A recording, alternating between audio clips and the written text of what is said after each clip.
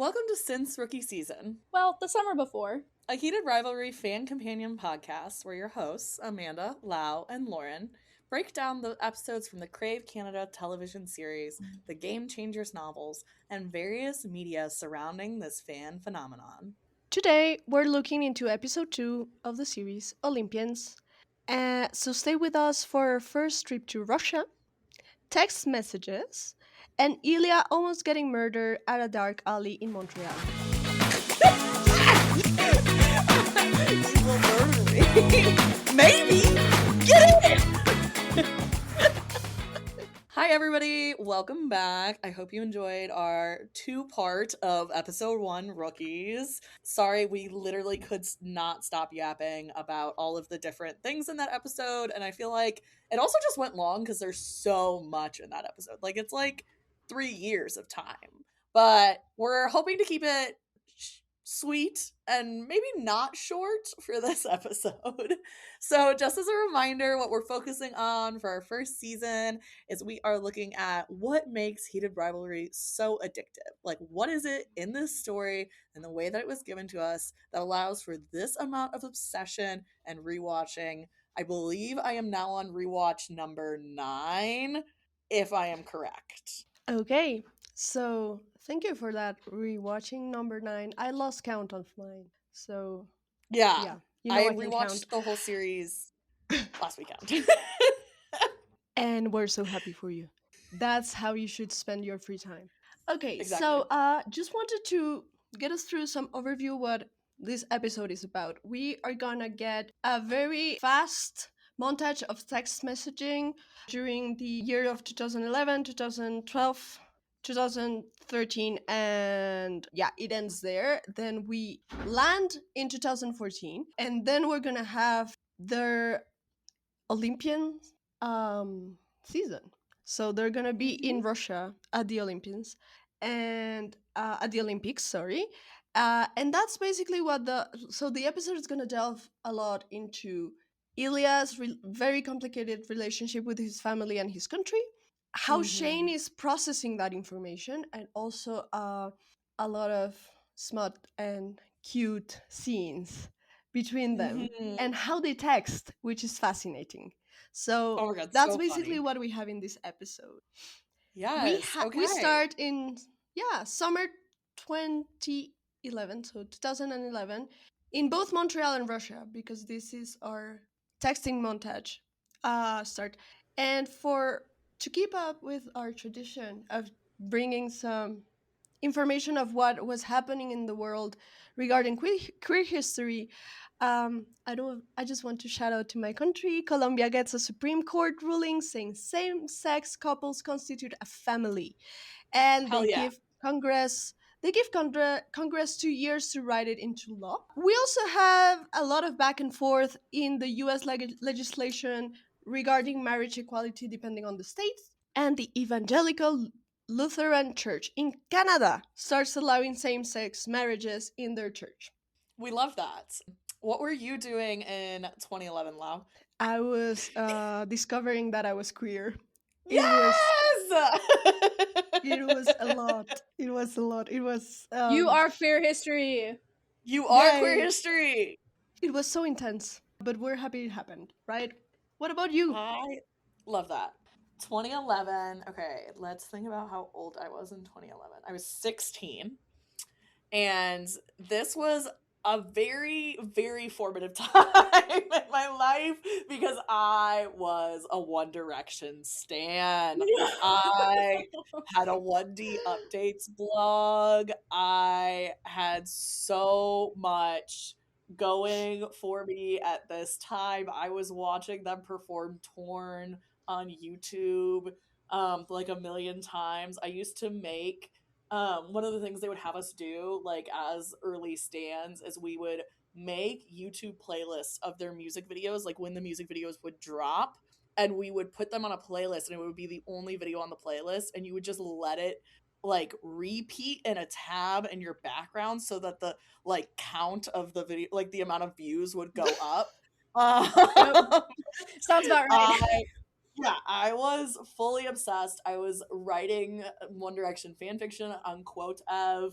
Shout out to Quote I was not a hairy girl though. And at that point in my life I was a girl too. So I always loved Zayn. Zayn was my favorite. He was like my little emo boy. He was everything to me. So I was a huge, huge Zayn fan. But that was all I was doing was One Direction and Pizza Restaurant. Amanda? In 2011, that summer, I turned 10, so I would have been going. Oh, baby. I know. I don't have my queer awakening until way later. Not much later though. Only a few years later. But that was when I was going into 5th grade, probably 4th or 5th grade. So I was probably reading Percy Jackson, picking fights with boys, probably the smartest kid in the room, but not understanding what that meant and how that meant I interacted with people. Yeah, went to public school around that time because I was at private school before the economy collapsed.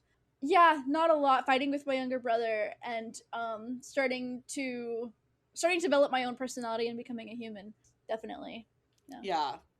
No, I think We this love was like that. very formative time in my life because this is when I got Tumblr. So like I was a part of the Tumblr 2010s heyday, you know, like I think I was maybe identifying maybe that wasn't until like my junior year, but I think I was definitely identifying maybe as like bi-curious. But like I didn't like my parents didn't know, and there was like very select friends who knew that. But It's Obama's first administration, so Yeah, Lauren and I are contemporaries, and we were in the feelings and the Tumblr and the bi-curious era.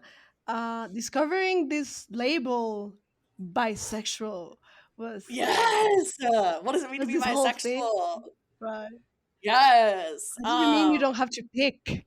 exactly. I can be greedy. I love being a greedy bisexual. Yay. Just kidding. That bisexuals are not greedy, but we kind of are. Anyway. Also, shout out to that boyfriend of mine in 2011 telling me I couldn't be bisexual while I was with him because he couldn't compete with women. I just want to say he was right. He can't. he was so right. Sorry, love. that was the only thing he was right about. That was the only thing he was right about. And you know what? Ilya Rozanov is also probably at this point in his life being like, am I bisexual? Yes. And you know what? We love that for him. We're going through a bisexual awakening all at the same time, and that makes me feel really connected to Ilya Rozanov. Same. I feel seen.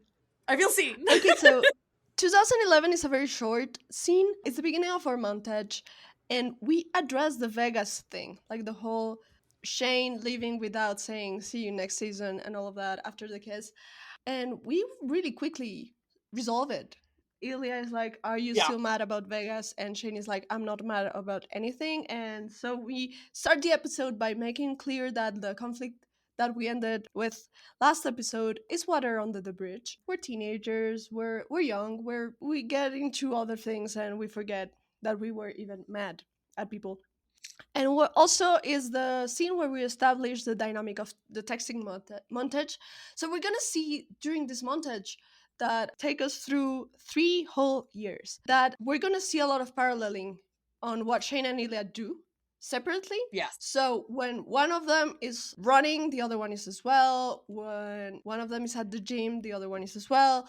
They even chew on strings at the same time. Ugh. Ilya with his necklace and Shane with the things in his hoodie. So we're being told like, yeah, we might be doing distance friendship, but we are connecting emotionally. We are so connected that we're doing the same thing. And Amanda, do you want to say something about the tech? Yeah. So this is something that I'm tracking as well. I have it on my list of things to track is the technology. We see it start to slowly shift here. We see it's different than it was in the previous episode. It's just I think I'm talking about the interface, at least for us as audience members. We're seeing that shift a bit. It's becoming a bit more fluid, less chunky, less blocky. And I think that contributes to it as well because I do remember my parents getting smartphones at this time and the iPhone coming out and all of that. And then we really see their tech start to evolve here, and eventually we'll be moving to touch screens, but we still see them like they're texting from emoticons to emojis at some point. And I think it's really cool that we see over the course of these years how their tech evolves, and I think it's something fun to we get a dick at. pic, like most importantly. Oh yeah, eventually we get a dick pic in this montage. We get a dick pic, like we get a dick pic. We get a dick pic. That's not, and it's not until like 2012 or 2013, but like Mm, I was on Tinder when Tinder like first started. Like I've been on Tinder like cuz I was Really? like freshly 18 when Tinder came out. So, you used to in the early days of Tinder is you used to be able to send photos to one another and it was like Snapchat. wild. I've never been on Tinder, so I don't have Me context for The that. neither. amount of unsolicited dick pics I just got from men all of the time, I kind of felt like Shane a little bit in that That's scene wild. because it would just I be am like so sorry. it would just be like one I on am my so phone. sorry. Out to dinner with my parents, casual. I I know I said that I like That's that we don't wild. have to pick, like bisexuals and pansexuals. We don't have to pick a side, and I love that for us. But also, dicks are not that nice to see. You know, it's not like my favorite part of the human body. Definitely. Also, Uh, also from that picture, Ilya's not 9 inches, and that yeah. picture is so bad. I think everyone agreed it wasn't Yeah. I Ilya's. don't Like think. Ilya's he's lying both about the 9 inches, and that is not Yeah, his dick. I think he just chose a random pic and sent it to Shane. No, Which that means he had to like Google it. and you know Uh-huh, what? Bro. uh-huh. I've done that before. I've done that before. When someone's pissed me off and they've been like send me a Sure. picture, I've just Googled something and sent it to them. You know that makes you gay. I was gonna say, Ilya, that makes you gay. You Google it. Googling a dick. I think we already knew that Ilya was gay though, baby. Like it's just Yeah. yeah, no, I mean, there's definitely like a lot of flirting over these messages. Like Yeah, definitely. But Ilya mostly, right? We have Ilya being really mostly. flirty, and Shane Yeah. is super shy and avoidant. We have the infamous "come while you're in Boston," and Ah! Amanda for our count English comment from Shane about grammar, and Ilya's like, "No, read that Yes. again. It's correct. It's what I meant to say." We also have "See you next year. I still want that asshole" for the Mhm. count as well, Amanda. And Yes. Yes. before Yes. there's something else I want to track, but before that, a few highlights of these 3 years that we rush in this montage. In February 2012, this is really sad. Russia passes anti-LGBTQ ruling with fines up to $17,000 US dollars for offenders. In December 2012, Mexico lifts the ban for men who have sex with men to donate blood, which is really Which still exciting. isn't lifted in the United States, by the way. I'm not sure if Colombia still has it. Last time I checked, they did. Same sex marriage becomes legal in Maryland in January 2013. Same for marriage and adoption in France a couple of months later than that. And June 2013, Russian parliament issues a ban on gay propaganda. So it's a good year for same sex marriage ruling in many states of the US, but it sucks in Russia. So Mhm. that is also giving us a lot of context on how Ilya's relationship with his own identity and Russia gets even worse. Because Mhm. this Yeah. is Yeah. the era that Putin is like, this is the era that Russia got worse. Yeah, yeah, yeah. Yeah, As he's actively flirting with Shane. uh-huh, Yeah. as he's Yeah. actively flirting with Shane. We have the beginning of the what I like to call the winner-losing dynamic between them. So the whole if Boston wins, or if Montreal wins, so who gets to like ask for things during sex, depending on how well they did during a game. And I'm gonna start tracking that during this episode because I think we do have a lot of dumb sub dynamics as well, but a lot of people are Mhm. mixing the two, and I want us to be very mindful of how, even if Shane is usually subbing in the dumb sub dynamic, when he wins, we get stuff like Ilya telling him, "Where do you want me? What do you want?" You know, Yeah. so it's it's something that we need to be mindful of, that we don't conflate both of those. Like the well, we're gonna talk about this later. We're gonna see it in the scenes that we Yeah. have in this episode. And I want to shout out Ilya's use of emojis because I think he's hilarious. He's so cute. I love that we Yes. get to see his like little humor here. Uh huh. I think this is also coming from like a hockey standpoint. Mm. They're like joking around, and Ilya says to Shane, he's like, "Playoffs are fun. How come you're not here?" And for Ilya to be drafted, go through his rookie season, and then be in playoffs the next season, That's insane. Like, that does not really happen. And like Boston, like, remember I said in the first episode, like, Boston was the worst team in the league the year they drafted Ilya. Like, so for them to be in the playoffs, to be one of the top 16 teams in the NHL, that's wild. Like, Ilya is carrying that team on his back. Like, I don't know what the statistics are, and I'm sure I could find some, but that's crazy. Like, yeah, that's very wild. Like, even I from what I remember about Chicago Blackhawks, I think he got drafted in 2009, and then they won the cup in 2010. So like that's like that level, which is kind of crazy. And that does definitely not happen. But he might have been drafted in 2008, but I have to look at that. Anyways, That's I fascinating. think that is a fun little precursor to, I mean, the end of this episode when Ilya does win the cup, which we'll talk about later. Yeah. We then go to fall 2013, and that's where we like kind of land and stop this very rushed montage. So we're still in that montage at the beginning of this, I like to call landing into this moment. But we're in Montreal. They're about to play against each other, and we get to see their dynamic in the locker rooms a little bit more. So before that, I just wanted to check in again. Where were we? 2013, fall 2013. I was 12. I had just turned Oh. 12 fall 2013. Yeah, I know it's well, I'm 2001, so it's always like I was turning the year, it's a whole thing, but especially because my birthday's in summer, so I was going into 6th grade. So I was, oh god, it was the start of middle school, which sucks, which, to be clear, 7th grade was my worst year. I feel it's true for many people. So I was on the cusp of my queer journey, probably by maybe the next timeline, or maybe the one after that, maybe by 2014, maybe 15. I was really, really in my queer journey, but this was the 6th grade was definitely the start of me learning about other people and queerness and people from other places, and starting to fall in love for the first time with a boy. Crazy shit. Really, just thumbs down. Lauren's doing a thumbs down. Yes, I agree. Sorry. Thumbs down. He sucked. That He sucked a lot. sucked. We hate him. Yeah. He blew. So that's where I was unfortunately stuck in the hell that is middle school. Little baby. I was living in Europe. I had just graduated from high school, and I spent like a month in Paris, a month and a half in Berlin, and then I went to see my family in the UK because my godson he was turning 1, and I got to see him during his birthday. Paris was crazy, and it was my first gay party. I went to my first gay party. Whoa. We thought in my friend group that it was a queer party. So we were excited because it would cater to everyone's interests. However, it was a gay men party. So I've never seen that many nude men torsos in my life. I'm really happy for them. They were definitely having fun. I saw a lot of drugs that I don't know what they were being passed through my group of friends. I am 100% sober, so I don't do any drug or alcohol or anything.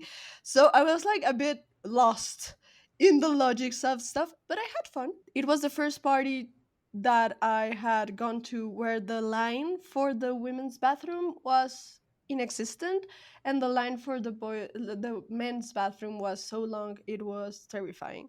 So that was a whole experience, very formative. I will never forget it.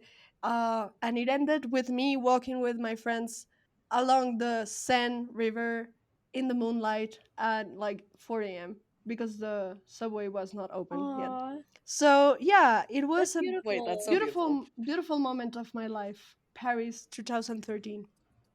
I love that. I was actually getting ready to graduate from high school because I graduated a semester early because I hated high school. I had a 2.5 GPA Relatable.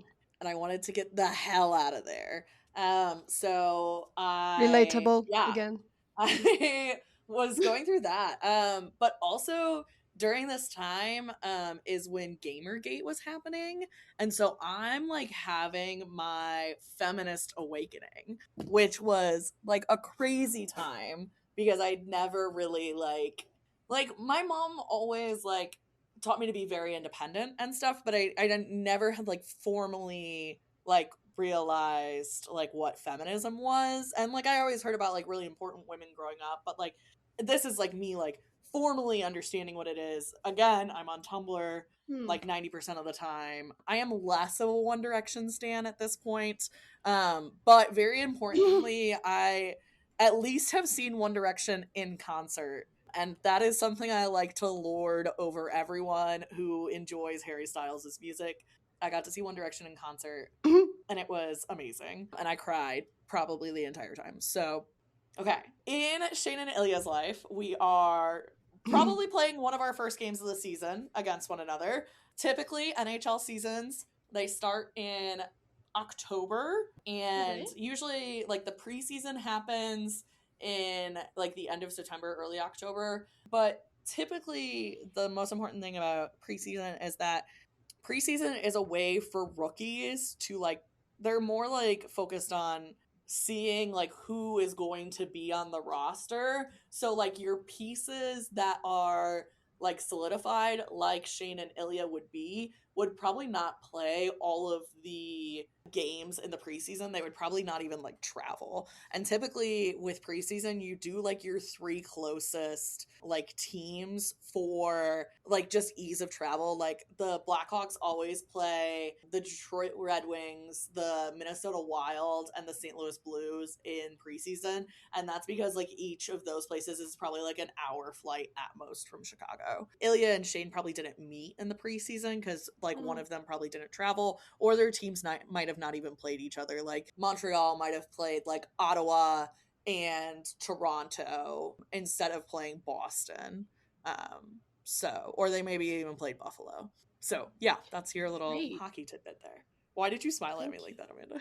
Because you first you said the second T in Toronto, which apparently it's like Atlanta, where you say Atlanta and Toronto, you don't say Atlanta and Toronto.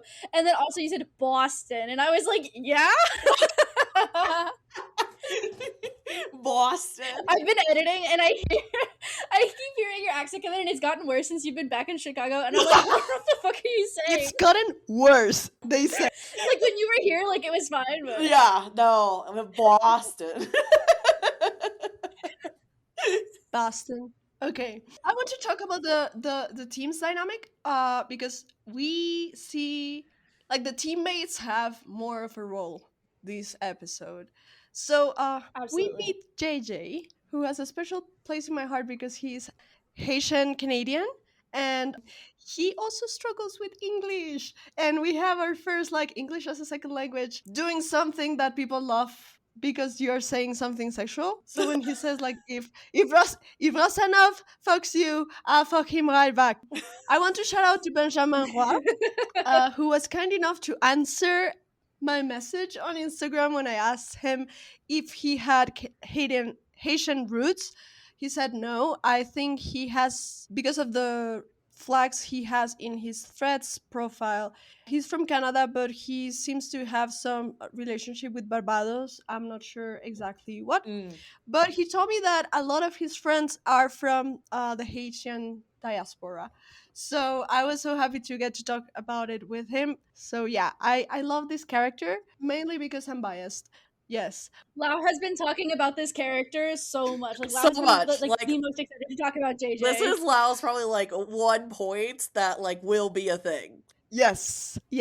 Listen, Haiti is in my heart. I've never been to Haiti, but I love Haiti. I love that country. Free Haiti, please. And please educate yourself in why Haiti is struggling economically since they managed to be independent from France. Look up the debt that they had with France in exchange for their liberty. We have the burning of Rosanov. And I love that everyone is making fun of JJ's English. And it's like, that makes no sense. And then this other guy is like, they're burning a Rosanov dummy. And they do the same when we play in Boston, but with Shane. And JJ is like, what the fuck are you talking about? And yes. And we see the beautiful Hayden and Shane dynamic. Yes, I love Hayden and Shane. Shaded truther. No, I'm just kidding. I am not a shaded truther. I was curious about Hayden's age. Do we know an age comparison? I think I had this question either last episode or at another time, but because at some point we get Hayden and his wife, yeah, I believe it was last episode, feeding him after the game was canceled, and I'm curious if we know their age comparison because Hayden has a wife and kids and Shane doesn't, and I know that it's just like points with other characters and parts of the books of like how old they are, and it's like, oh, they've got a wife and kids and I'm still single and alone. I think they're contemporaries. Yeah, I think they're like similar aged. It doesn't say Mm. anything on his bio, but it is very common for hockey players to like meet their partners very young and like start popping out children very fast. Like, yeah, that was what I gathered, which is why I was wondering if Shane felt that pressure at all, or if there was anything there with it. Probably. Because then by the end of this of season 1, Hayden has four or five kids. He's very fertile. I kind of picture Shane as myself, like similarly when approaching like topics about children. Like, I don't feel any pressure to have children, even though I'm like at the age where I should be having children. Like, for information, I'm 30. Biological clucking. Tick-tock. Okay, well, first of all, that's not true. That's just a way. My mom had me at 50. That's just a way for men to subjugate women under the patriarchy, or people who are able to have children under the patriarchy. So, and it's honestly, it's men who have a biological clock that is ticking. Say it louder, Lauren. First of all, but like, I think like Shade is like still so baby. Cause like, okay, he's 23 right now. Like, I think he realizes that like women are maybe not for him at this point, and I think he's like, I don't even like recognize that as like as something that I should be doing. Because like there are plenty of like 23-year-old hockey players that I know of that don't have children right now, but it is like it's not uncommon, but I would say it's probably like 50% of the league. Especially, I think it's more common with maybe European players than it is with like North American and American players. Okay. But I personally don't think that Shane is facing any of that kind of heat. But I don't know. What do y'all think? I think he starts feeling it later. Yeah, I think definitely as we get closer to some of the Rose Landry stuff is like people trying to push him to start thinking about it, and especially once he goes to the aquarium with Shane, where it's like kind of, I don't know if it's insinuated, but it's kind of like, oh, people from your cohort are starting to settle down and whatever. And I know Ilya has his whole like ladies man thing that happens, but Hayden as his close friend, I'm wondering if he starts to at what point he starts to feel that, and if he does. Yeah. I mean, I think the pressure is more like when we talk about Rose, I think it's more like you're not seen with anybody, like at all. Like you don't have any partners. So like that's what's weird, I think, is like that part is almost like you have to like not be seen as gay. I think that's more of the issue. You're rich, famous, attractive, athletic. Why? Sidney Crosby supposedly has a partner, but he's like a very private person about it. But like he still gets like a why are you never out in public with your partner kind of deal. Like Austin Matthews also gets like a similar type of not critique, but like microscope, I would say. Microscope is a really good way to put it because it is getting so into their personal lives.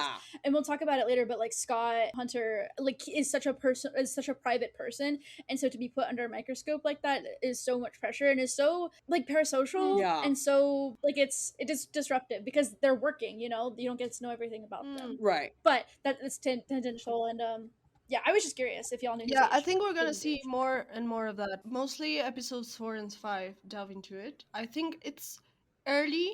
It's still very early in his career to be like an issue, and we also know that Hayden is fertile as fuck. Yeah, that yep, rabbits and Hayden and his wife. Yeah, stay off of that woman, Hayden. Right, stay off of her. That poor woman. We have the sexting before the game, and Shane is fighting for his life.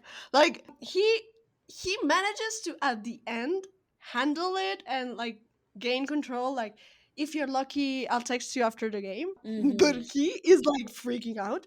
And we have again the English comment from Shane for Amanda's count. Thank you. And we have our one of our favorite lines, the blushing line. Yes. You're fully blushing. No, I do not blush. Russians do not do that.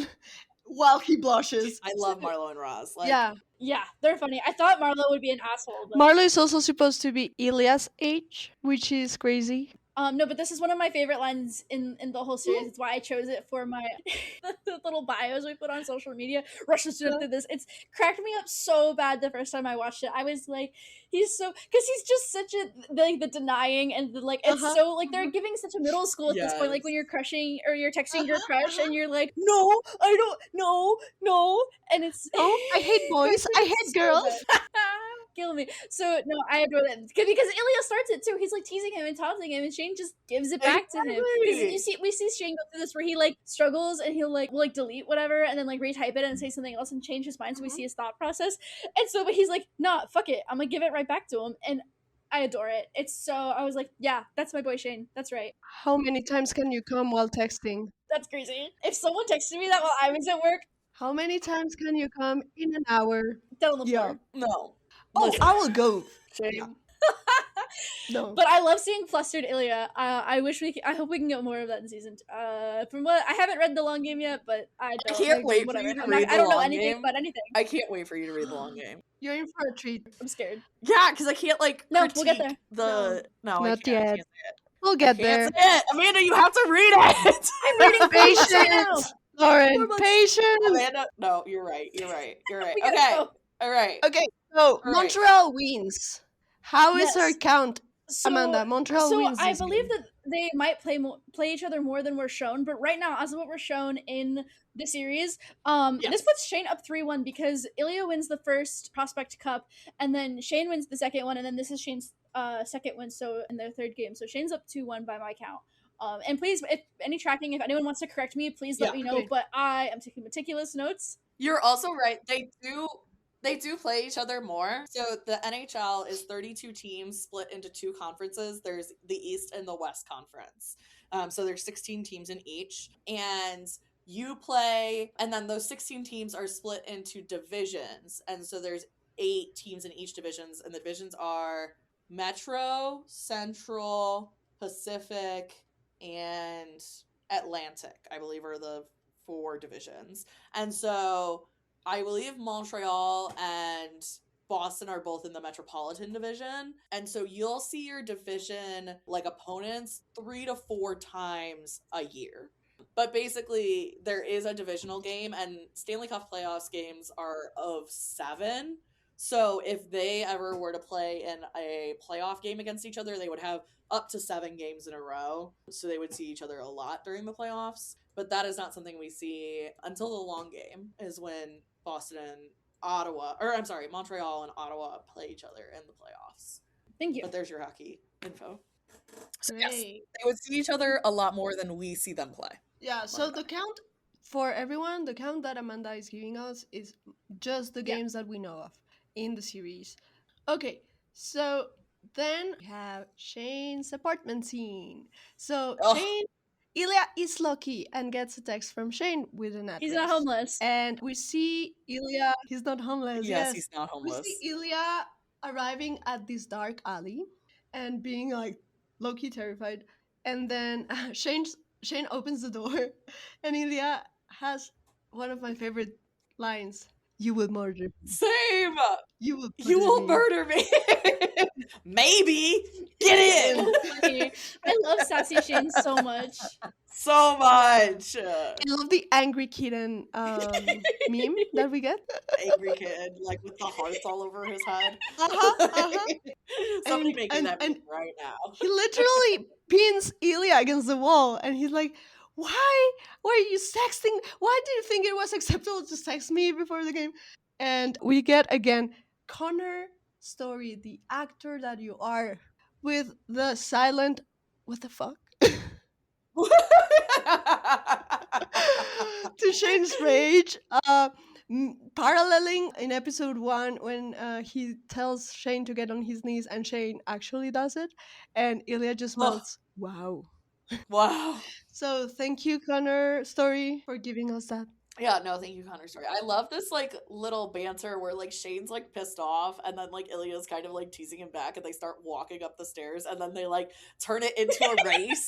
I was like, this is so cute. Like That's so this is. teenage boy I'm too. literally like kicking my feet and giggling right now. I know they're in their early 20s at this point, or somewhere in there, but that's so teenage boy to like race each other up the stairs. Like because they're so competitive and they're such athletes, and they're always like Mm-hmm. trying to beat each other. And like as we said before, like Ilya loves beating Shane and fucking racing all the time. I hate them. So Mm. they're so. What do you mean? Yeah.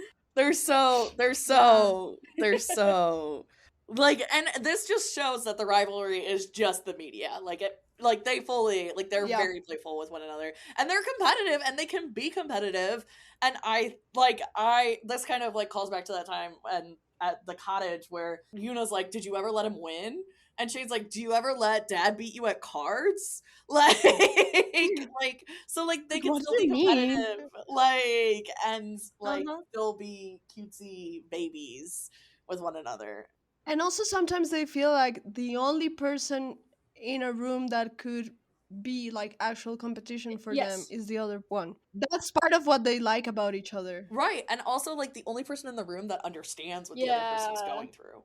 Like to Uh-huh. be at the top of this game like the way that they are. I fully headcanon I fully HC that like all of the NHL like first overall drafts from like of the players, they have a group chat with one another to like support one another because the NHL is so insane. I fully HC Mm, that.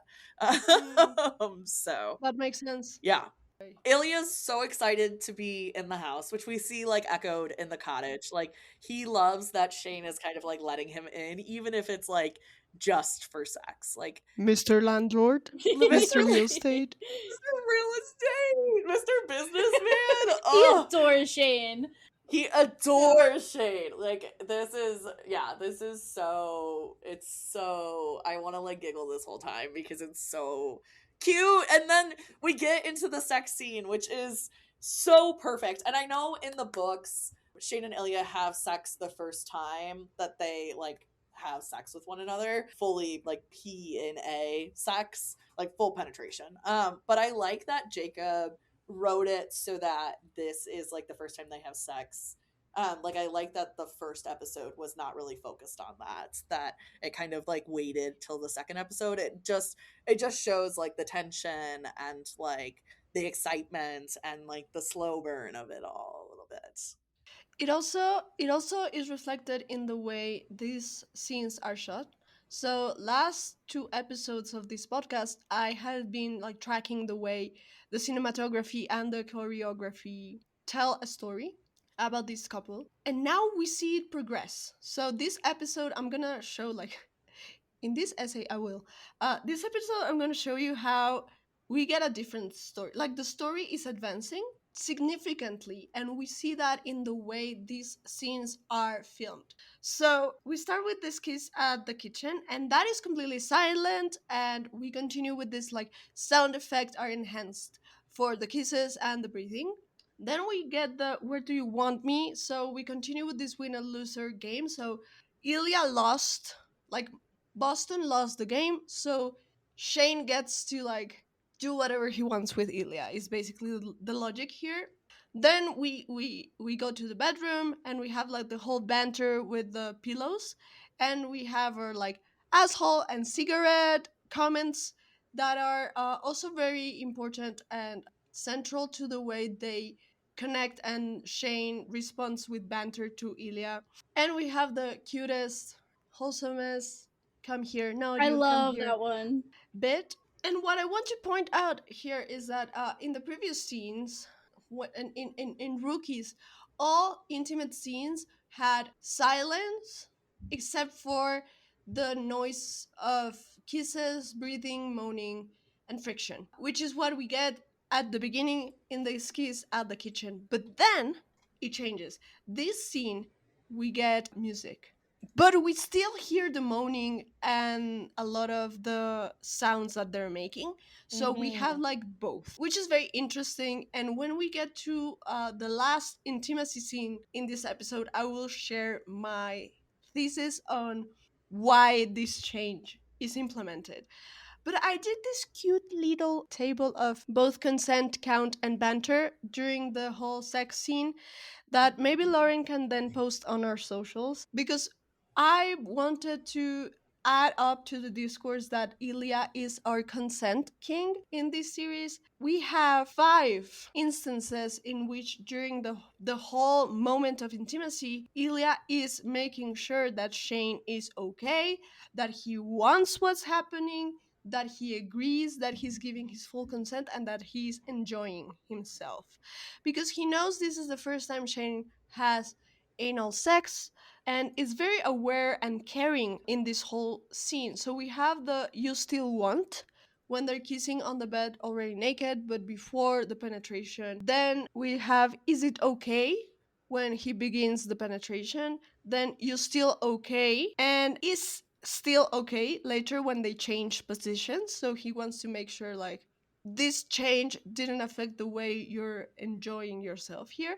And then when Shane is about to come, and Ilya is about to come, but he doesn't want to come if Shane is not already there. So Mhm. we hear a "are you?" and then they come. So I love this constant use of questions about consent that show us first that it's not like you full stop everything Mhm. and sit down and Mhm. write a contract, but you're checking on your partner in a way that you know they're okay. And it really shows again how much of soft and beautiful person Ilya is. He really is aware of Mhm. what this means Yeah. for Shane, what a Mhm. first time doing what they're doing can do to a person if it goes wrong. And this is mixed with the banter to lighten up the mood. So we have the pillows comment, we have the "don't worry, it will fit" that I loved. We have the condoms joke that Shane takes all of these condoms and Ilya is like, "Wow, Okay. do you think we'll have enough?" No, I love that. And then at the end, Shane is like, "The bed is all dirty." And he is like, "Shut up." And then he says, "I would take a shower now." So we see like he wants to keep the mood very light, but for Shane's comfort. And I really appreciate this, that he is able to reach that balance between, hey, you are safe with me. I want you to be okay with everything we do. I want you to be comfortable. But also, let's have a laugh. Let's make fun of each other. Be a little bit less serious because we're both very nervous. Yeah. We have our first Yes. boob grab that I love. Ilya's emotional support titty. I love that. Yes, That's yes. awesome. And we implement the fade to black. So what we do with this scene is that and this is great because it gives us it communicates that we have a longer thing happening and we Yeah. get to see like snippets of it. So we don't get the whole act, which is also something I like. I like when series and movies that are very quote unquote explicit do this. Is like, okay, this is so intimate, so emotionally deep that there are things we're not showing, and there's some things we are. Like, you get the idea of what's happening, but you won't be there the whole time. Also, if they showed everything, Yeah, if Yeah. they showed yeah, everything, it would be exactly. porn. Yeah, it has porn to it. Better acting. No, literally. We're telling a story here, and part of the story is that they both last and enjoy themselves here. No, I agree. Like Ilya is consent king here. There's literally like so cute with one another. I love that there is like ass eating happening in this scene. Oh, Um, yeah, yeah. um, That was because beautiful. that is like, I mean, obviously it has so many like connotations in like media and things like Hmm. that. But I love that there is like that's shown. Like, okay, Shane's like he's not wearing his thighs like earrings for no reason. He's getting his ass eaten. Um, He's and not I would just like wearing his ties like earrings. I love this. It's perfect. I would also Genius. like to remind all of our viewers, if you are interested in doing anything with buttholes, use more lube than you think you are going to need. And also, please make sure you are clean down there. I know men don't typically wash their asses for some reason. So, just make sure that we all, we cover all of those aspects. And also, just as one last thing, condoms usage is important. I know that the Yes. joke is that Shane has so many condoms, but sometimes there are things that could hurt if you insert them into an asshole. And condoms often can help that from causing any kind of issues or things like that. So here at Since Rookie Season Pod, we are very pro safe sex and pro lube in any way, Yes. shape, or form. Sex. So yeah, I just wanted to get that part in there. Thank you, Lauren, for that, because we need to be educated. People need to be educated on this. Condoms are not just to like prevent pregnancies and stuff like. So I want to bring up a piece of discourse that I've been seeing floating around online, and I keep reading in fanfiction, and it's the nickname of Rosie, or like Rosanov, or Rosie, even, as Marlo says it in episode 4. Shane does not call him that. Shane says Rosanov, and he moans out the end of it. So that's really important because Shane never calls him anything other than Rosanov in both the books and in the TV show. Even a nickname is too emotional for them. So I want to point out that point of discourse is very much him saying Rosanov and just having a moan at the end of it. Yeah. There are so many other great parts in this scene. I mean, Lau's gone over a lot of the consent, which we love because consent throughout a sex act is really important. You cannot just accept that the first and only consent you get is it covers the whole sex scene, especially when you're dealing with something like an asshole. So please, if you are having anal sex, if you are pegging someone for the first time, check-ins all of the time. Be like Ilya Rosanov. Be a consent king or queen. Yes. Or ruler. Monarch.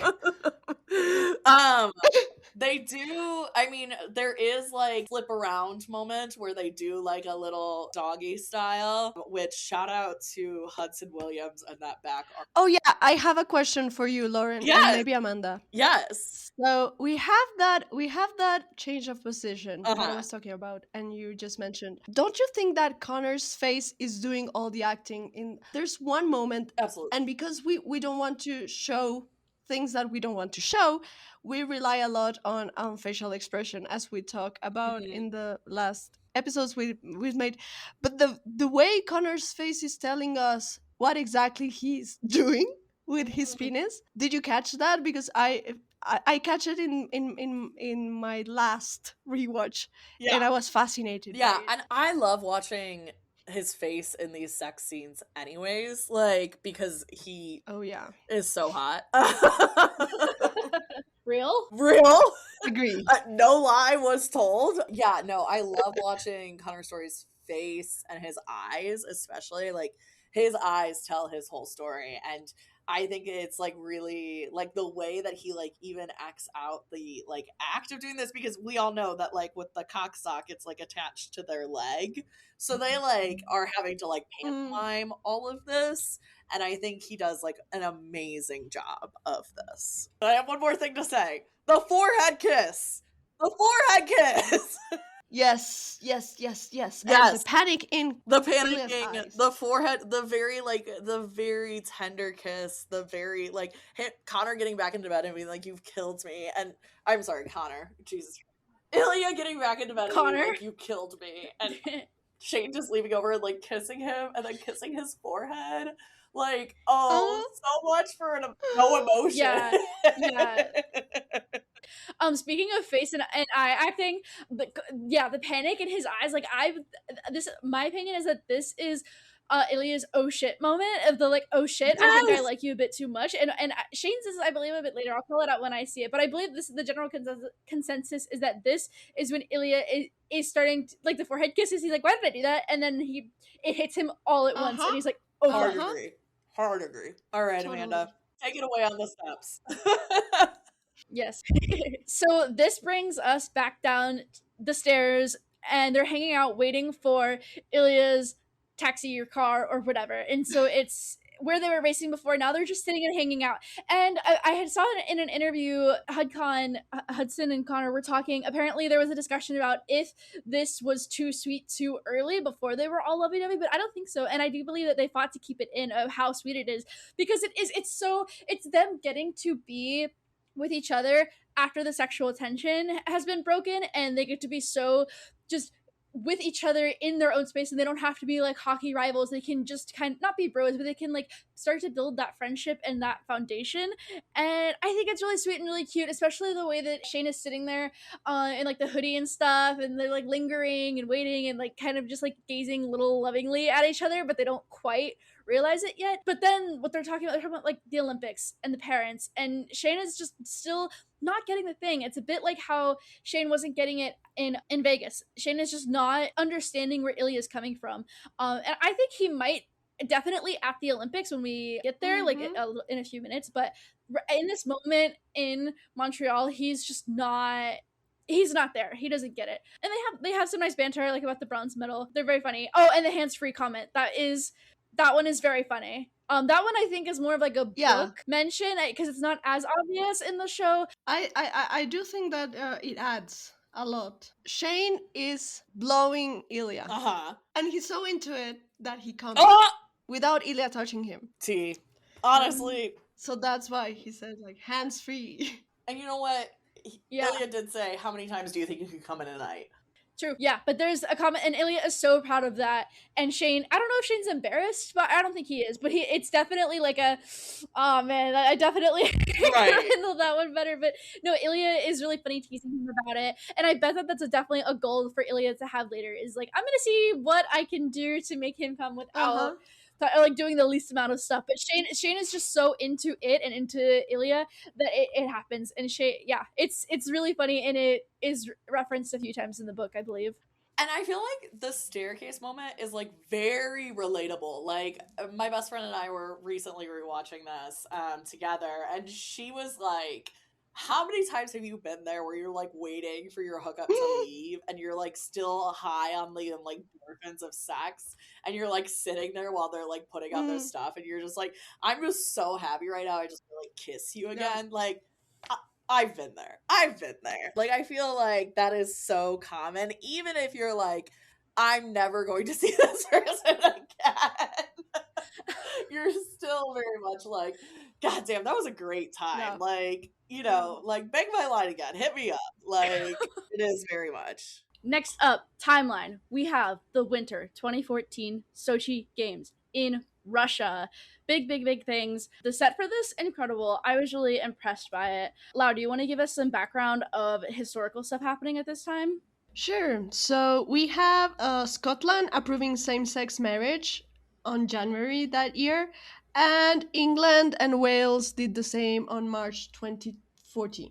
So great semester for same-sex marriage. Yeah, and then that's coming up, I know, in 2015 is when, well, I mean, we'll get there, but like 2015 is when the US does it as well. So we're getting closer. I'm wondering if these countries doing it had any impact on the US, but that was pretty cool. Intro to this, as one of our other framing devices that the show uses really incredibly, is a fictional hockey podcast. Now, recently, at this moment in time, this week, there is something that has been happening in the heated rivalry IRL world. This is coming out on the 30th, if I understand math correctly, like this episode. And so as of this past week, the week of the 18th of January 2026, there has been an empty netters scandal, and we need to talk about this for a second. Yeah, definitely need to talk about it. I think like like me as a person who like is never any man's like like piece like is always like constantly calling out men for like shit that they do and everything. Like, you know, I fell into the hype of like men talking about the pot or about the show in a really good way. Like it felt nice. But like I remember at one point like when I was doing this, I was like, yeah, but these are like just like white guys talking about this show. Like it just like, you know, like we really shouldn't be like, let's take this like white man's, these cis white men experiences and like praise these cis white men for the work that they're doing, because this is like literally like the bare minimum is like them being like nice to gay people. Empty Netters is actually a really big hockey podcast. I've listened to it before as just like a hockey fan. It is run by two, I believe both of the Powers brothers did hockey before, and they were actually in the NHL from what I remember, at least. I might be wrong about that, but they always have like hockey players on the show. They do stuff with pop culture. So yeah, so basically what happened was the Empty Netters were not the first people to talk about heated rivalry on like a hockey podcast. That was What Chaos, and I've watched What Chaos before as well. Those two hosts are very like pro queer like they're very like queer allies. Like they have been to a bunch of different stuff. And in general, like I've watched Empty Netters before, but I've initially been like not so thrilled with how they talk about like women. Like it's just like some like it's like locker room talk, you know? Like it's just like it makes you feel kind of icky when you listen to it. And so when Empty Netters started doing the heated rivalry, I was like, wow, this may be a way for them to like kind of redeem themselves. And so yeah, I like listened to what they had to say and I thought it was great. But I think like these text messages that have now come to light and the not apology video that came out yesterday, I think it just shows that like this show is, we should not be like listening to like straight white men's like ideas about this show. Like this show is made for queer people. It's about queer people, and the people that we need to center in the conversations about heated rivalry are queer people and not these straight white hockey bros. And I know that's going to be really hard for a lot of maybe straight women to accept because we all want men to do better, but I think like it's a necessity that we need to all start decentering men in our lives and find other voices to uplift and you like talk about when we interact with media like this. So those are my thoughts. Yeah. Well, and the whole thing with the scandal was that they were talking about heated rivalry. They like apparently loved heated rivalry and like raved about it on their podcasts, and were even talking to some of the people on the show or like the producers or something like that. Yeah, they had Robbie who plays Kip and Ksenia who plays Svetlana on the show as a guest. Yeah, and it was great and stuff, but then all of a sudden this week it comes out that one of the hosts before watching Heated Rivalry was just talking all this trash about it and was saying like really homophobic stuff and was generally being really negative about Heated Rivalry, and so he was being really two-faced and fake about all of this, and apparently released some type of apology video. But again, exactly what Lauren's saying about it's great that men can talk about it, but it's likely gonna fail, and like we need to decenter men from these kinds of discussions. And like yes, hockey is like quote unquote like a men's sport, like a men's world, but also like this is a queer story and these cis het men are homophobic about it. For sure, for sure. Yeah, I think you were pointing out the counter example that is What Chaos, and I think it says a lot when you like, please cis het men listening to us, if that is even a thing. If you have always been an ally and you start talking about these shows and consuming these shows, that's fine by me because you have been there before. The thing about these guys at Empty Netters, as a lot of people have been pointing out, is how they were, as Lauren was saying, utilizing all this like locker room talk before on their podcast. The vibe was off before, and suddenly they're raving about the show when it becomes profitable. They were selling a lot of merch, and that's when it becomes suspicious. Like when you capitalize on other people's stories, struggles, that's when I'm saying like, straight men, stay out of it. Like, you shouldn't be the ones benefiting economically from these stories. And for me it has a lot to do with Exactly. capitalism and consumption. Right, Because yeah, exactly. everyone can consume this show, and if it makes you think stuff, and if it enlightens you and makes you grow as a person, great. But who are you really to be deciding if it's worth the try and all that? Because a lot of the texts that were uncovered were Dan Powell's raving about him. Like, he was like, we need other kind of shows being made. He was using a lot of vocabulary that reminds me of Republicans talking about queer issues. He was implying that this was just like a quota thing about gay stuff, and he was basically saying like, we have been waiting for a real hockey show for so long, and they produce this. And that's the thing about Heated Rivalry, is telling us this is also real hockey. There are stories that are not being Hmm. like portrayed in media, and there's a lot of silence stories. Like, there's a lot of things that are being invisible because of how the system works. That doesn't mean it doesn't actually exist, and because this is your not your experience.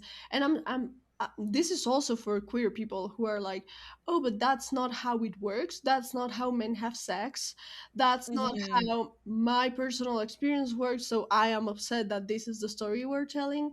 We need to remember that queer people are not a monolith, and hockey people are not a monolith. We are diverse, and that's what we're Hmm. celebrating every time we celebrate queerness, is the diversity of it all. So if you don't feel represented, maybe it's because you're not the center of the universe, darling. Yeah.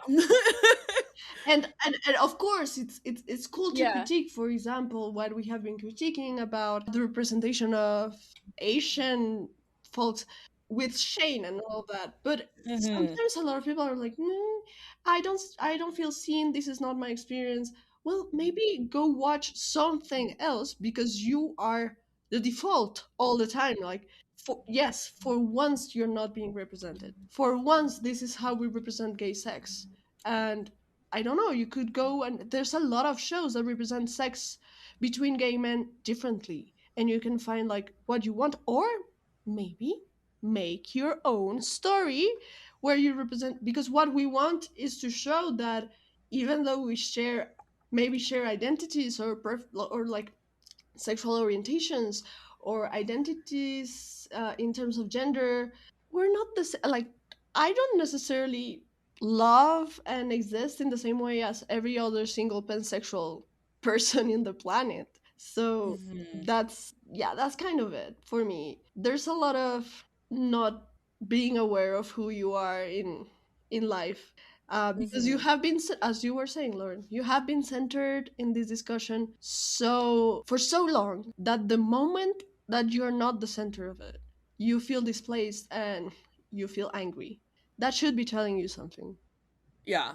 Yeah, so overall, what Empty Netters, what that guy said, was rooted in like bigotry and privilege, and insulting a queer show before you've watched it, and referring to the audience as like blue haired Twitter, and saying it's pandering is homophobic. Like, just end of story. And this is, I'm like, that's a tweet that I saw that I'll put in our show notes from Chibi Bench at Chibi Bench.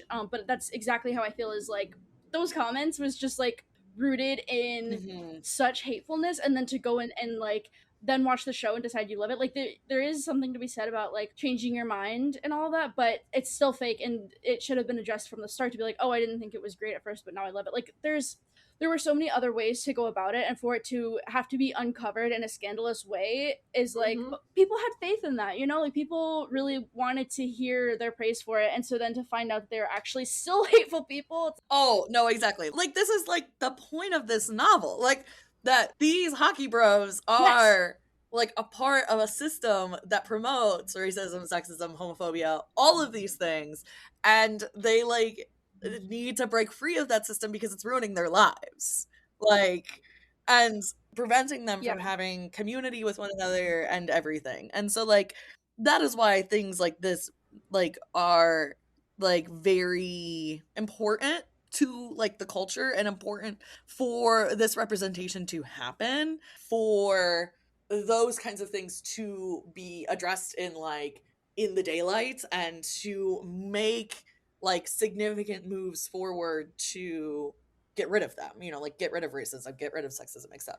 There was something else that I wanted to say. I think like just in general, like the language that the hosts used in both their apology video, but then even like calling Svetlana a puck slut like in the show, and then being like, no, we mean that like, Our beloved Svetlana. How dare you? yeah, like being like, no, we mean that like very like, we mean that because we like love her. Like, I don't like, yes, I call my friends sluts, but like, like it's a little bit different. Like it's a little reclamation for me, different, because I am a yes. slut and my friends are sluts. It's very different when it comes from a man.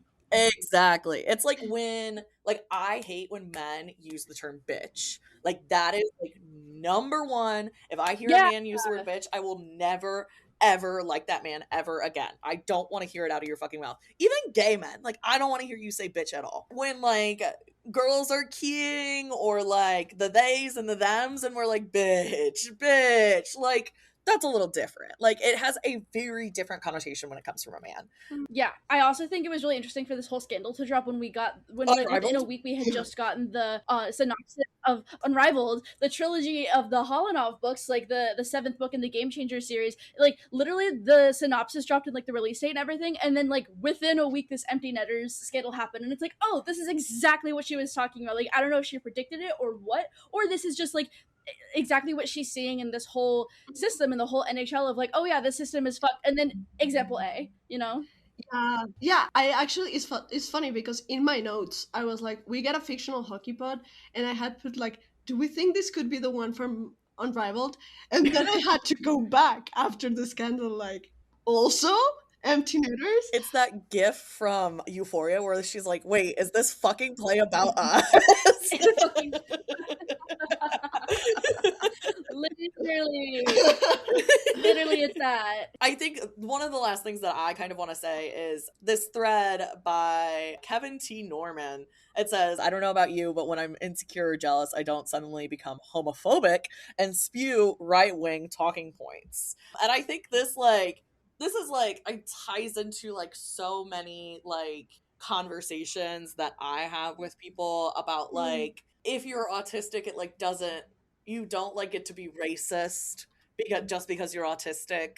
Like, you can't just start saying like the N-word and then be like, well, I'm autistic, I can say that. Or like, if you are queer, like, you shouldn't be misogynist. Like, hello, gay men. Like, and I'm sure we'll talk about that, especially when we talk about Hunter next week. Like, just because you have some like marginalized identity, or you like maybe feel uncomfortable with something, it doesn't like excuse your behavior or your words or your, like your things that you say. Yeah, repeat after me. A diagnosis is an explanation, not a justification. And same for emotion. You cannot control how you feel, but you are responsible about how you manage that. Yes. And Exactly. if you are someone who, for example, like me, struggles with regulation sometimes, you are responsible to notify people in advance, and to have all your tools Mhm. in place so it doesn't harm others. Like, yeah, sometimes you're gonna inadvertently harm people, but the thing is how you are owning that, how you're not weaponizing your diagnosis, your emotions to just say, oh, but I was mad. And it's okay to say stuff like this when I'm mad, because I was mad. I wasn't serious. I was drunk. So I became racist Exactly. somehow.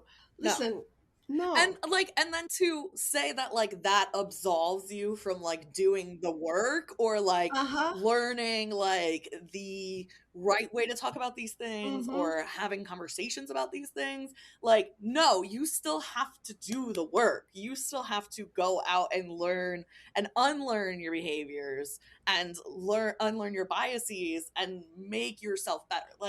Like they did a donation, I think, to, I don't even know what Empty Netters did a donation to, but I think like that is still not enough. You have to like show that you are like doing the work to unlearn like biases and things like that. And this is, I mean, this is Mm-hmm. something I talk about with my students all of the time.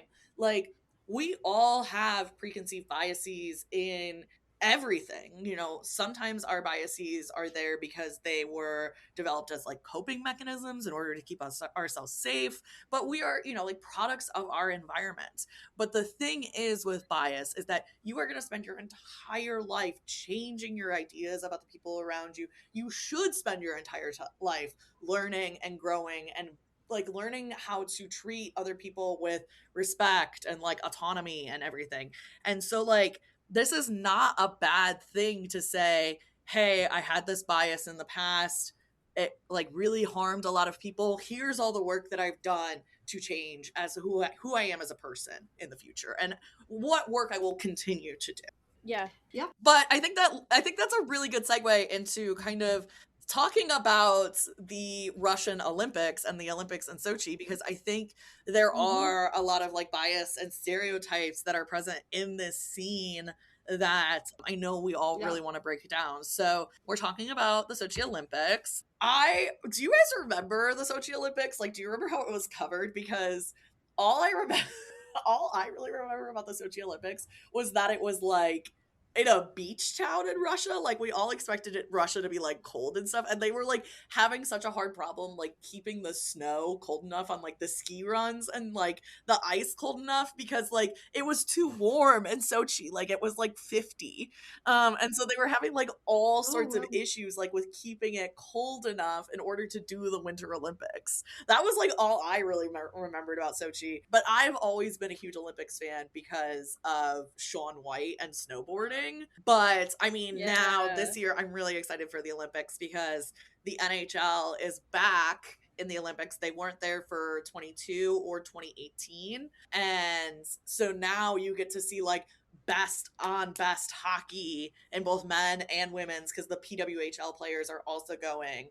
And so, you know, it is going to be a really, really fun time to watch hockey this Winter Olympics. I think these were the Olympics that radicalized me, because these were the Olympics where you had a lot of queer people protesting and getting arrested because of what was happening in Russia with gay rights, as we have covered in our timelines. And I remember vowing not to go to Russians like territory until this changed. It hasn't changed. I haven't gone. But that was the first time that I stopped viewing the Olympics as just this fun thing that I love to watch with my family.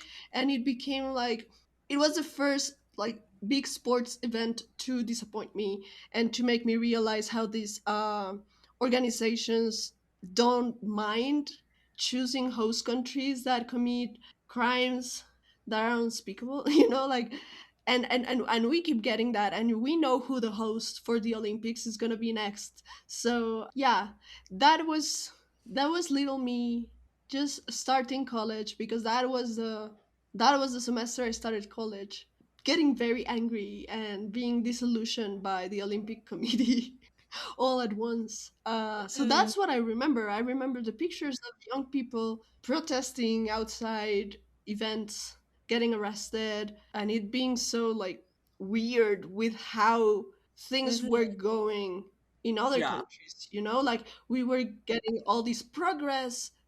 In my country it was like crazy. It was really like getting on paper, in the law, very progressive, even though people here can be very bigoted. So I was like, how is this happening at the same time in a country that has to like keep up an image for the Olympics, and it's not even trying, you know, to hide their homophobia and the way the violence they used to treat these people that by then I already considered part of my community, because I was already figuring that out. Yeah, for sure. So that's how I remember them. So I have no idea. I had no idea about the snow melting. And Amanda was 3 years old, so Amanda doesn't remember any of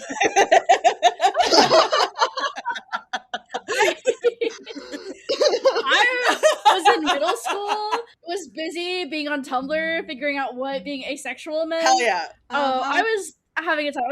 I was a kid. I think I remember the anti-sex beds, if that was at the same time, or maybe that was a different Olympics. That's why I put it on the notes, like the anti-sex beds, because we get like this hint at they're not staying at a 5-star hotel, you know, like the Olympic villages No, which I think is so funny. can be an experience for from what we heard. Yeah, so Shane is like so worried about the black mold. Oh, of course he is. He's Yeah. probably having so much like anxiety about Uh-huh. getting like they probably stayed in like a Soviet block like a Oh my building. god.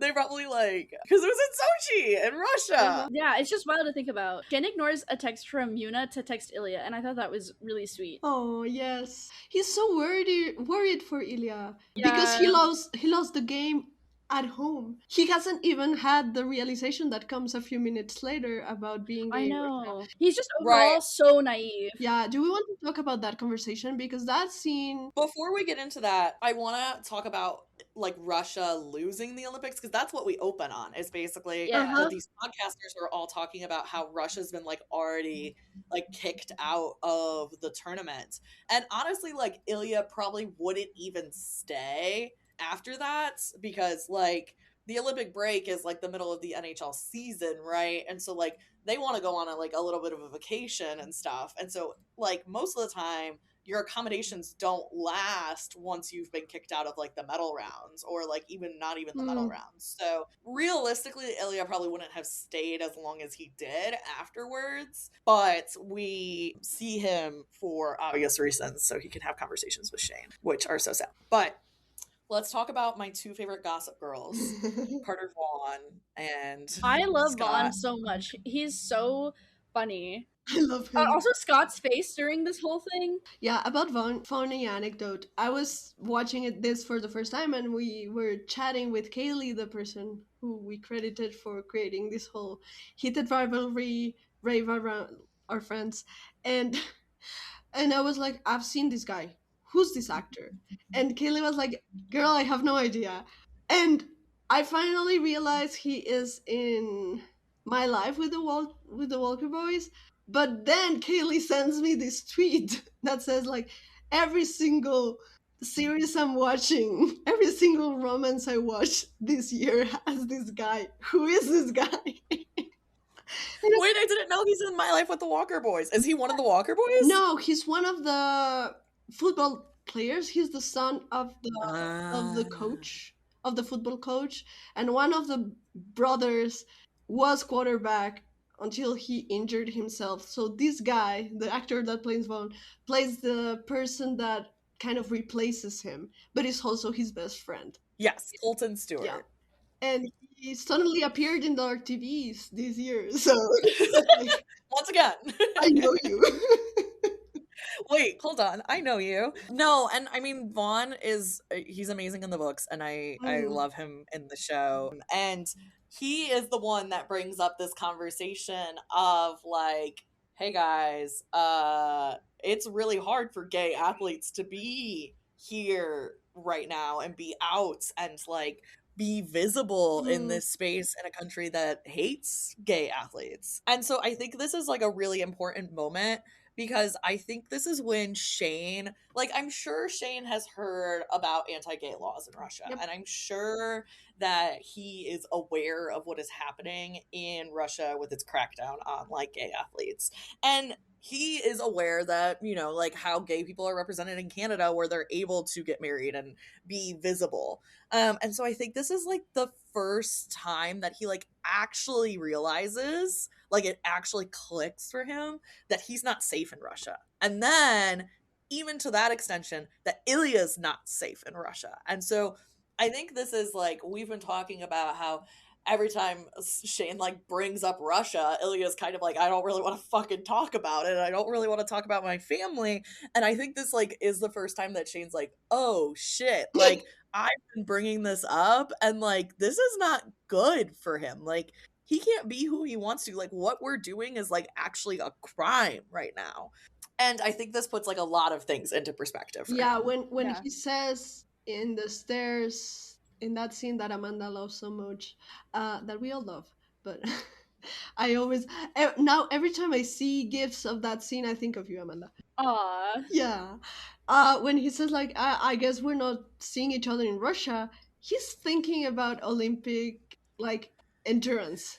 And then he realized, like, oh, we're not seeing each other in Russia because it's fucking terrifying to do that. And Ilya could, like, it's more terrifying for someone who is a Russian citizen and has no Right. other Yeah. citizenship to, like, ask for asylum. So you can see in Hunter in Hudson's acting, his face acting, you can see when he clicks, when he's like, "Oh fuck, now everything Mhm. makes sense. Now I understand." And I think this also, like, there is, like, at this time too, like, a lot of, like, not so great, like, relationships between the United States and Russia, Mm-hmm. and so it's not even, like, because this is, like, a lot of people call this, like, the Second Cold War because it's, like, Yeah. 2012 to 2015, Mm. and so then it's also, like, oh, like, Ilya can't even come to the United States for, like, help because like they are so anti-Russia at this Mm-hmm. time too. And so it's like Ilya's really alone. Like, and I think this is like where Shane really realizes that for the first time. Yeah. Go. On Yeah. that topic, I think I don't think anyone is listening to us in Russia or from Russia. I don't think we're that big yet. But in case someone is listening to us, just know that we're thinking of you and we acknowledge how fucked up this all Mm-hmm. is. Like, not being able to be who you are, to talk about who you are because you're afraid of the consequences is so real. And even if that, and this applies for people outside of Russia as well, just know that if you're experiencing this, with we're thinking of you, and we are sending you our strength and love. So then we're at the figure skating competition, and we see Ilya get a text from Alexei that says, "Dad is mad at you," and he doesn't really respond. Which also, technology side note, I know I said it before, but it's still we're getting updates on the interface and like Mm-hmm. the tech itself. Mm-hmm. And it's another step before. I don't not in this episode we'll get touchscreen, but it's definitely getting a lot closer to it. Like the iPhones are definitely out by now. But we have Shane approach him, which I was wondering. I was like, Shane is like he's sitting with Vaughn and Scott, and I'm like, why is he like already looking at the rafters? Like he's just like looking up elsewhere, not at the figure skater as he's finishing. It's not like he just like suddenly looks up and sees Ilya. He's like scanning around looking for something. I'm like, I don't know why he was doing that, but he sees Ilya anyway and goes to approach him, and he's like, Ilya did not respond to Shane's text, and Shane is like concerned because he's just like found out all this stuff about being queer in Russia, and he's like, "Oh, like, are you okay? Like all this." And Ilya has to be fine. Like he's not looking at Shane. He's looking ahead. He's Mm-hmm. so cold and hard, Mm-hmm. and so well hard, but Cold and hard. Is he a vampire? Your skin is cold as ice. This is the skin of a killer, Bella. This is the skin of a killer, Bella. he's just Russian. No. This is the skin of a killer. So anyway, it's so serious. Ilya is like such an asshole, not at all who we had seen before, where he's like trying to be friendly with him, like how he is in the States. He has to be fine because he cannot be emotional. He cannot handle anything because he already on the side he's dealing with this loss, he's dealing with the shit he's going to get from his country and his family, he's going to deal with his personal stuff with his family, with both Alexei and his dad. He has so much on his plate, and now he has a situationship in his home and he can't even do anything about it. Like that is, he must be like so torn up inside, but he can't show any of that. He can't even be seen with Hollander because they're gonna, if people see them together, they're gonna be like, why are they together? That's so weird at this time. We also get our boring count number 2 where he's like, I didn't answer your boring text, and he's just so sassy and he's just putting up all of these walls between them, and it just my poor baby. He says we are not anything, like no banter, no tenderness. It's just so harsh. There's a lot Yeah. of jaw clenching. It's the way they're placed in this sort of balcony is paralleling the ending of episode 1 with the Vegas here's view Hollander, because they're also distant, but this time it won't get resolved with a kiss Yeah. because it's not possible. And I think there's a lot of people speculating and analyzing on social media that Ilya said boring text as a way to signal like their common code, like their banter, Yeah. while Yeah, not yeah, yeah. saying anything because he doesn't know who's watching, who's listening. And I think Yes. Yeah, yeah, that yeah. is quite a fair approach to that conversation. I know a lot of people hate Ilya for how he acted here. I know it hurt Shane. Like, Shane is like, okay, fuck, blah blah blah, and I don't think, like, we know because of the books that Ilya's internal monologue and feelings are like, I wish I could explain what is going on, Mhm. but this is so dangerous that I'm just gonna react with Mhm. instinct, and I need to protect myself and I need to protect you, and there Mhm. will be time later to fix this when we're safe. And it sucks that people are put in that position, and it sucks that we're so afraid that we end up hurting the people around us, because I know that hurt both of them so much. That Mhm. interaction really broke both of them. Yeah. Yeah. Yeah, for sure. I mean, yeah, this scene is just so like I all I keep thinking about is I read this fic like a couple of weeks ago, probably at this point. And it's about like Ilya and Shane like hooking up in the Olympic Village and then getting caught and Ilya having to like escape Russia. And like it like that makes me think a lot about like this scene and how like little like Ilya could react to Shane because of his fear of like being caught, being found out in some way, shape, or form. And so, like, I think there is a lot that is going on with Ilya. And as we see kind of in the next scene, especially where Ilya is, you know, meeting with a minister, which is kind of just like it seems like just like a foreign, like, or it seems like just like a Russian politician is what it looks like from, I think it's Svetlana's father, no?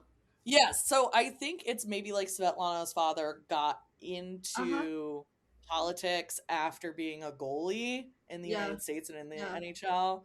Like that would make Hmm. sense, I think, in some way, shape, or form. And it doesn't necessarily like mean like a head of government. It could just be like a person in like a specific area of Yeah, government. But like before Ilya goes to meet the minister with his father, he is like helping out his dad, and his dad is like having memory issues, like asks Ilya if his mother like did the bow tie, like because she doesn't know how to do it right, and then like forgets who Russia played against. And so like this also once again shows that like Ilya is so complex and there are so many complex issues that are going on in his life. He's not only a queer athlete in Russia, but he is also like struggling with this like family dynamic and like letting his father down in some way, shape, or form, and all of these other things that add so much context to that conversation that he was with Shane. Those were after. Yeah, and I think that's a great transition into this next section with his father and the gala. It's like his dad is just like laying it on him and just giving him absolute hell, and then it's such a quick flip into this like big memory oof. hmm Like it's so showing of like this is so confusing for Ilya because he's like, yeah, I'm so ashamed, like blah blah blah, and then all of a sudden his dad's like, oh, your mom, this and that, and it's like, hello, like what do mm. you mean, mom? Like she's been dead for over a decade at this point. It's such a quick flip, and the piano music, as I was in my rewatch, I picked up on this. It's like low and dark and slightly ominous. It's a bit like tumultuous, I would say, a little bit, just Yeah, slightly, not incredibly, but just a bit. And then it transitions. It like really bring in strings, and then that's the transition into the gala. And Bro is dissociating as fuck, like almost like as much as he was at the drafts, yeah, that NHL drafts, and again he's with his dad. His dad's talking about something as he was as a, well, he mentions later something as just like when they were kids, and he's like memory is great, and he's like, oh, there's no leadership, and just ragging on Ilya while he's standing right there, and I was like, Mm-hmm. oh, my poor and baby. I love, again, this is paralleling the draft in the camera work Mhm. as well. We're focusing on Ilya. The voices are not that clear and sharp, and suddenly as Svetlana writes, and you can see Ilya's shift immediately coming back Mm-hmm. to the My present queen. because she anchors him in a way Yeah. nobody else can in this situation. Like, Shane Shane's present is unsettling because he's dangerous, but Svetlana is Ilya's anchor, and she's always going to be Ilya's anchor in Russia. And I appreciate that so much. Not only Yeah. because I love this queen, but also because we need to show.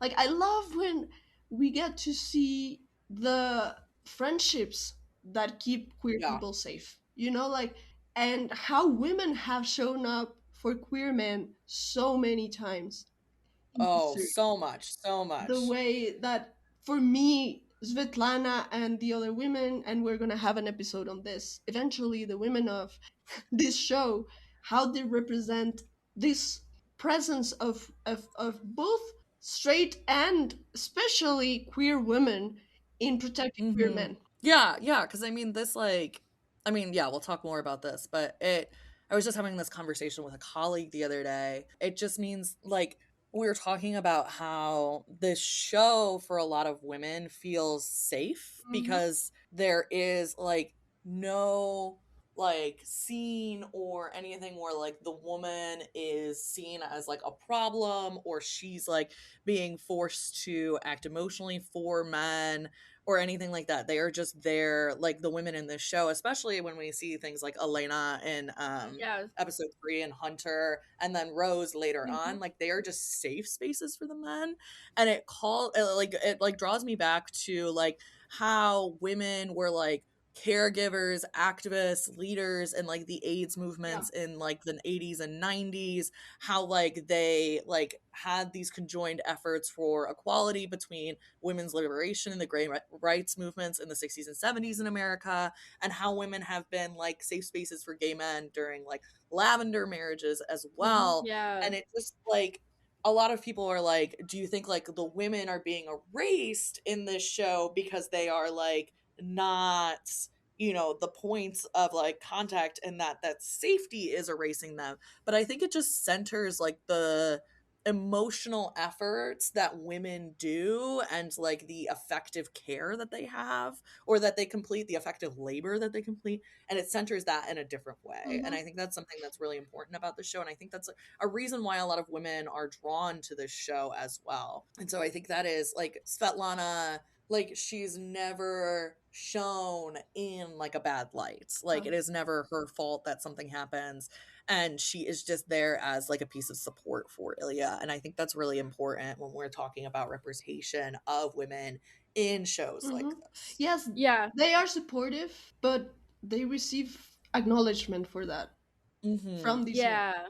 Yeah, and even through the rest of the books as well, which in that episode about the women in this series, I do want to cover I want to mention the ones in the books as well, because there are many others in the rest of the books that we haven't seen in the show yet. Fingers crossed we get more of them, but we get like Maria, who is in Skip's book in Game Uh-huh. Changer, but she comes up in other books as well. But reinforcing that these women are these support systems and like help guide these men in these tumultuous times, these emotional times.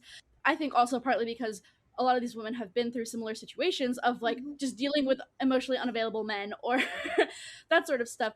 But I do think these are important like gender relationships and dynamics. I think that Hmm. the women being there for them is important, and I think it can help expand these men's ideas of emotional intelligence and bring them to new places in certain ways. So I don't want to say that these relationships are bad because women are doing all the work. I think they're good and important, and also men need to do more, I think, a lot of times.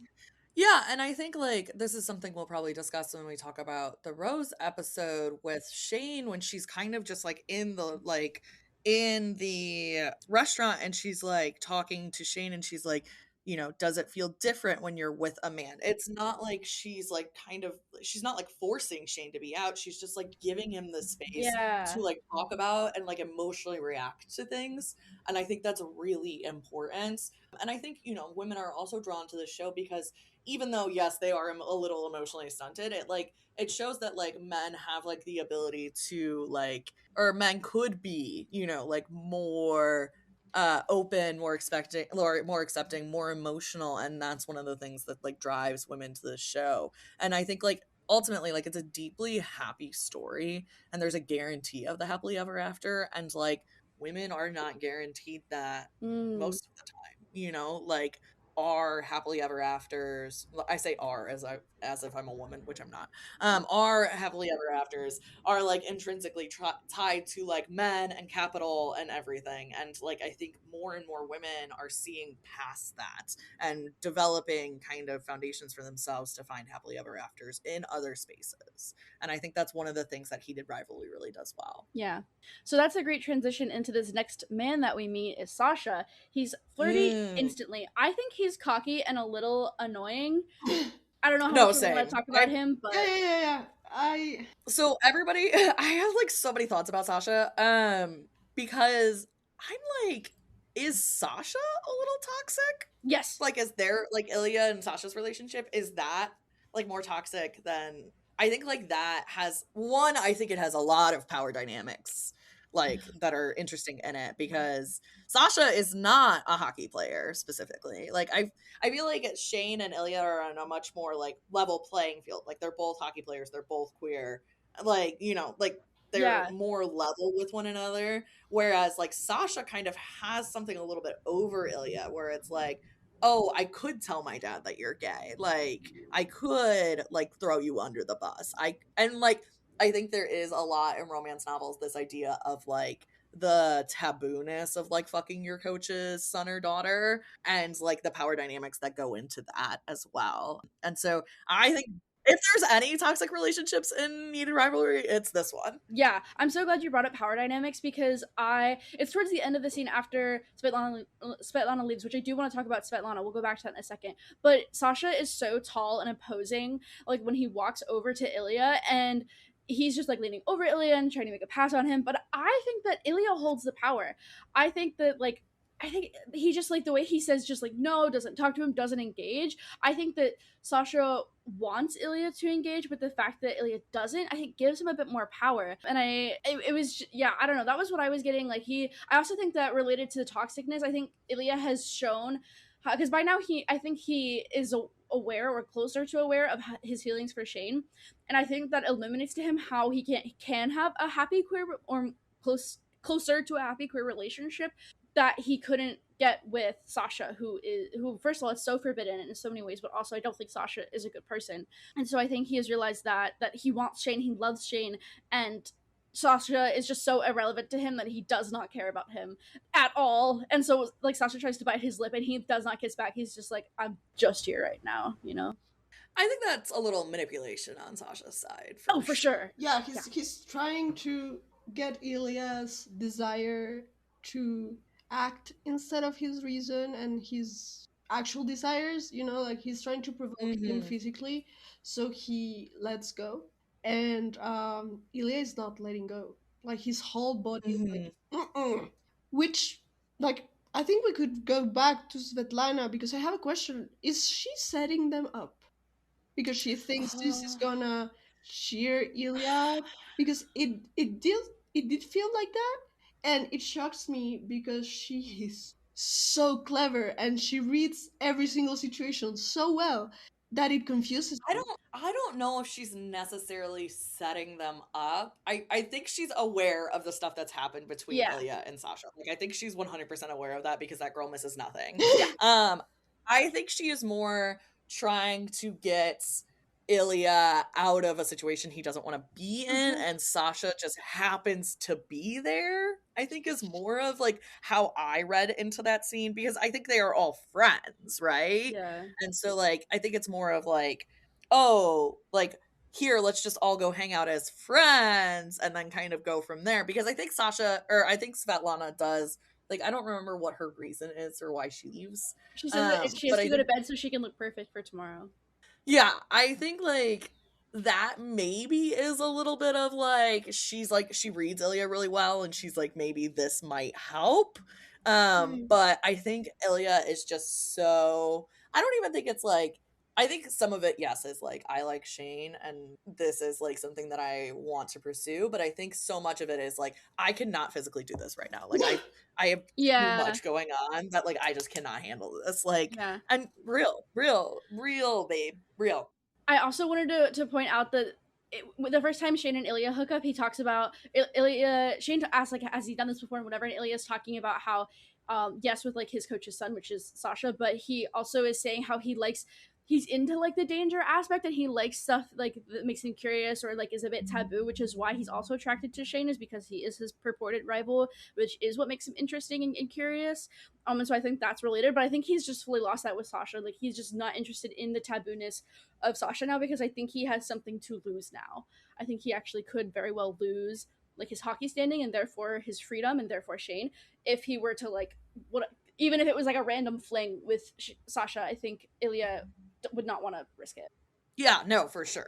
I think you're totally right there. Yeah, and definitely I think loss against Latvia is like the representation of all the possible losses that are on Yeah, the table right now with his father, who he has this very complicated relationship with, but you can see his sadness at his father being ill and at him like losing that connection. So I think he is stressed as fuck, and he is thinking about Shane not only in like, oh, I love Shane, but also I feel so bad for how I treated him, and I feel yeah, so bad for ignoring Yeah. that text. Sasha leaves. Ilya takes his phone out again, and for a minute you think he's gonna answer, and then he's like, yeah. nope. Okay, I mean, bro, if my situationship hit me up and was like, a "How are you doing?" after I lost in the Olympics, like,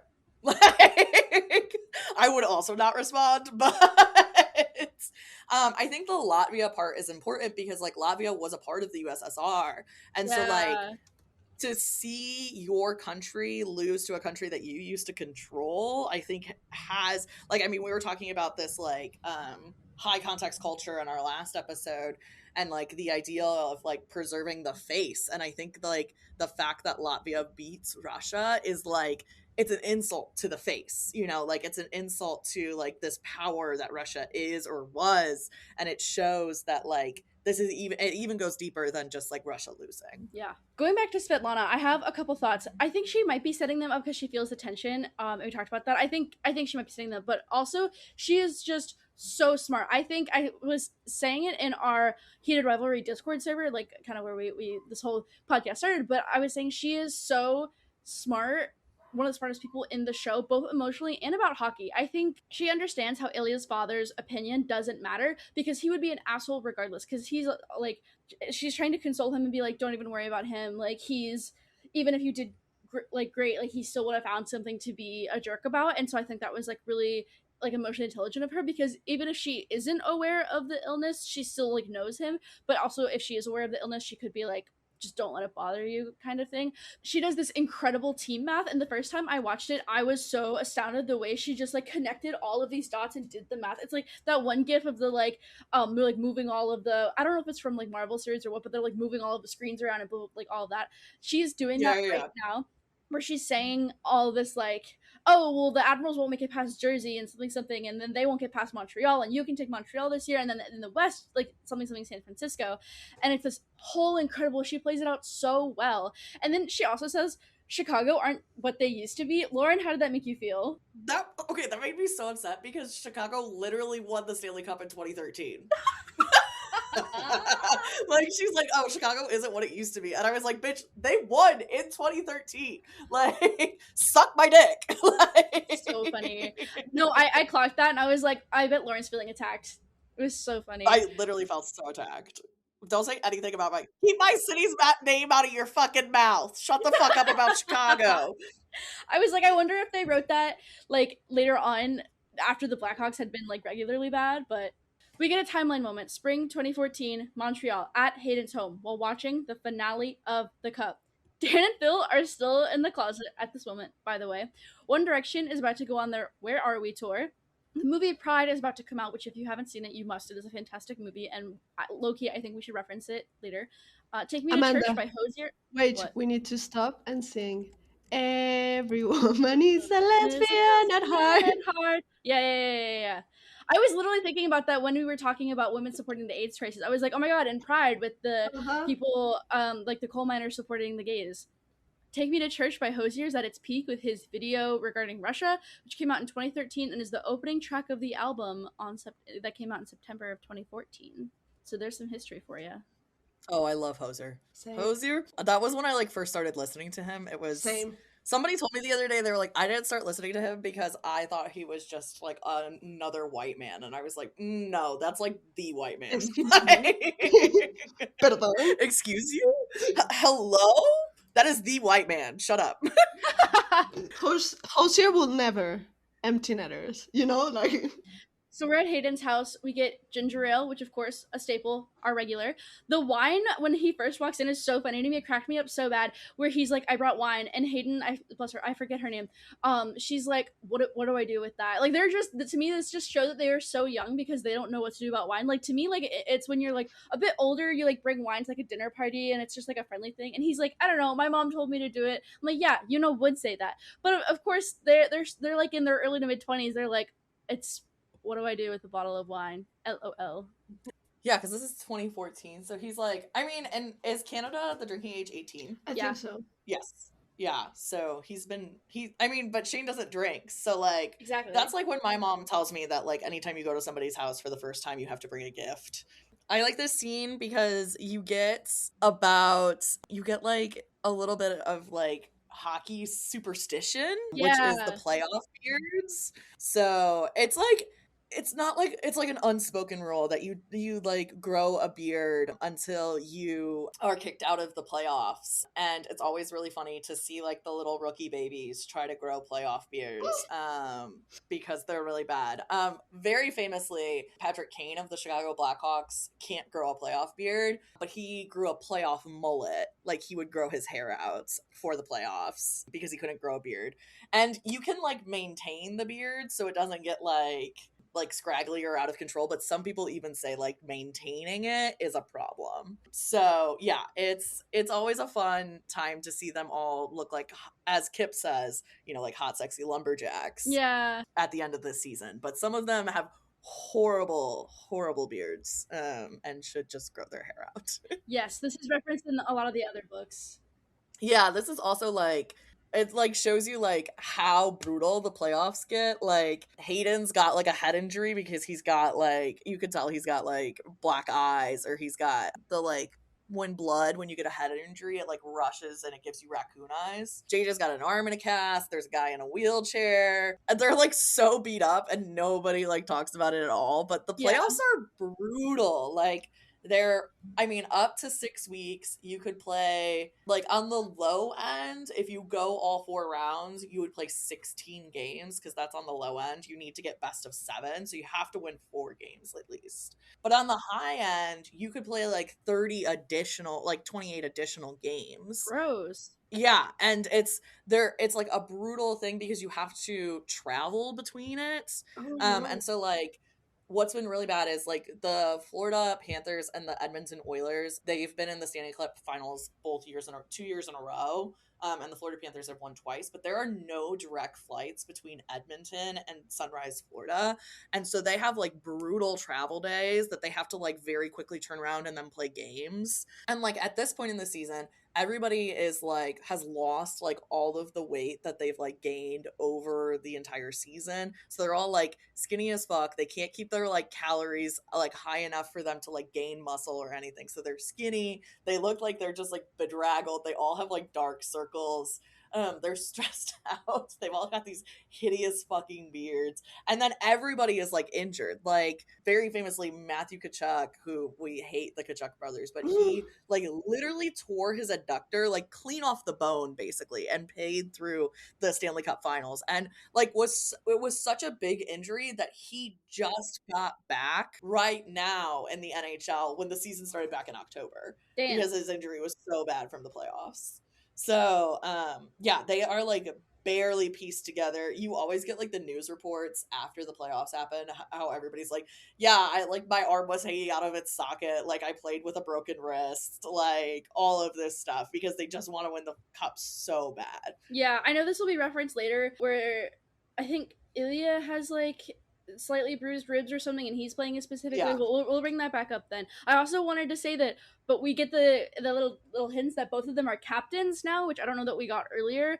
They were captains of their like, well, at least Ilya was captain at the Olympic Games, but like when Shane comes in the door at Hayden's place, they're like cap, cap, cap, and it's all, and they're like, Hayden's wife is like, shh, like, I just put the kids down. Both of them are captains, and then the announcers, as Ilya's playing, says that he's captain. So I thought this was really, really sweet that they're both captains by now, just showing their growth. Yeah, I mean, like, they're not the youngest captains ever. Like, some captain, like Jonathan Taves of the United States, of the Chicago Blackhawks, he was like one of the youngest captains ever. I think he became captain at like 19. Damn. So yeah, I mean, sometimes like you just have players that are really good and really good at motivating everyone else, and they become captains really fast. So yeah, I mean, it's totally not uncommon, especially if it's somebody that they see as like a franchise player, like the GMs do. They'll make that person captain quickly. Here's the thing: is like on hockey teams, you usually have a captain and then 2 assistant captains. So your captain wears the C, and then you have 2 A's. And like right now on the Chicago Blackhawks, the captain is Nick Foligno, and then the A's are Ryan Fee and Ryan Donato, I think. But I could be wrong. So usually A's are like your more veteran players, especially if you have a really young captain. I think Marlowe is an A. Oh, that would make a lot of sense for the Boston team. Yeah, he's an A. Well, speaking of captains, we get the pep talk, and this is peak acting, especially when Ilya is like, I want to fuck San Francisco, and he like drags his thumb across his neck. It's hype as fuck. He's just telling them like, leave it all out there, like, I don't care where we're playing, but these are our fans, we're gonna play for them, like, it doesn't matter where we are, we're gonna beat them, and all of this. And it's just very funny because it's also like, I don't think it's in this episode, I think it might be in the next one, but where he's like, oh, you guys owe me money for winning, or he's like, I'll pay you something about money and winning. He's just, yeah, boo-hoo, and he's crying, and it's a whole thing. But I think he makes a great captain, and he has just such a chemistry with his team. But this is highlighting that, where his team just loves him so much, and they're like really listening to him intently, and he's just hyping them up so much. And I think Connor's acting is fun, which I also meant to say earlier. Connor's Russian is like phenomenal in that scene with Sasha and Svetlana, but Connor is just so great, and the fact that he's able to be this dramatic and loud and like yelling with the accent, I think was really cool, because I think sometimes when people who are using accents get emotional in certain ways, or like a bit bigger with it, they can lose the accent. So I thought Connor did a great job with this. Yeah, no, okay, I think Connor does a great job with this, but I hate this speech. Really? Like, I'm just like, it's mid as fuck. Like, I do not, like, when he's like, leave it all out there, and like that kind of stuff, I'm like, that is so corny. Like, it's a little basic. If you want to watch like a really great like sports hype up speech, go watch the speech in Miracle. That is like for the USA hockey team during the Olympics when they're about to play against Russia. Like, go watch those speeches, because those are like hype speeches. I always like to also watch the Independence Day speech. Those are hype speeches, but this, like, I was like, the leave it all out there tonight, I was like, what are you? Are you like a okay, Hamilton? Like, I was gonna say, it's giving like theater production. It's giving like theater. Like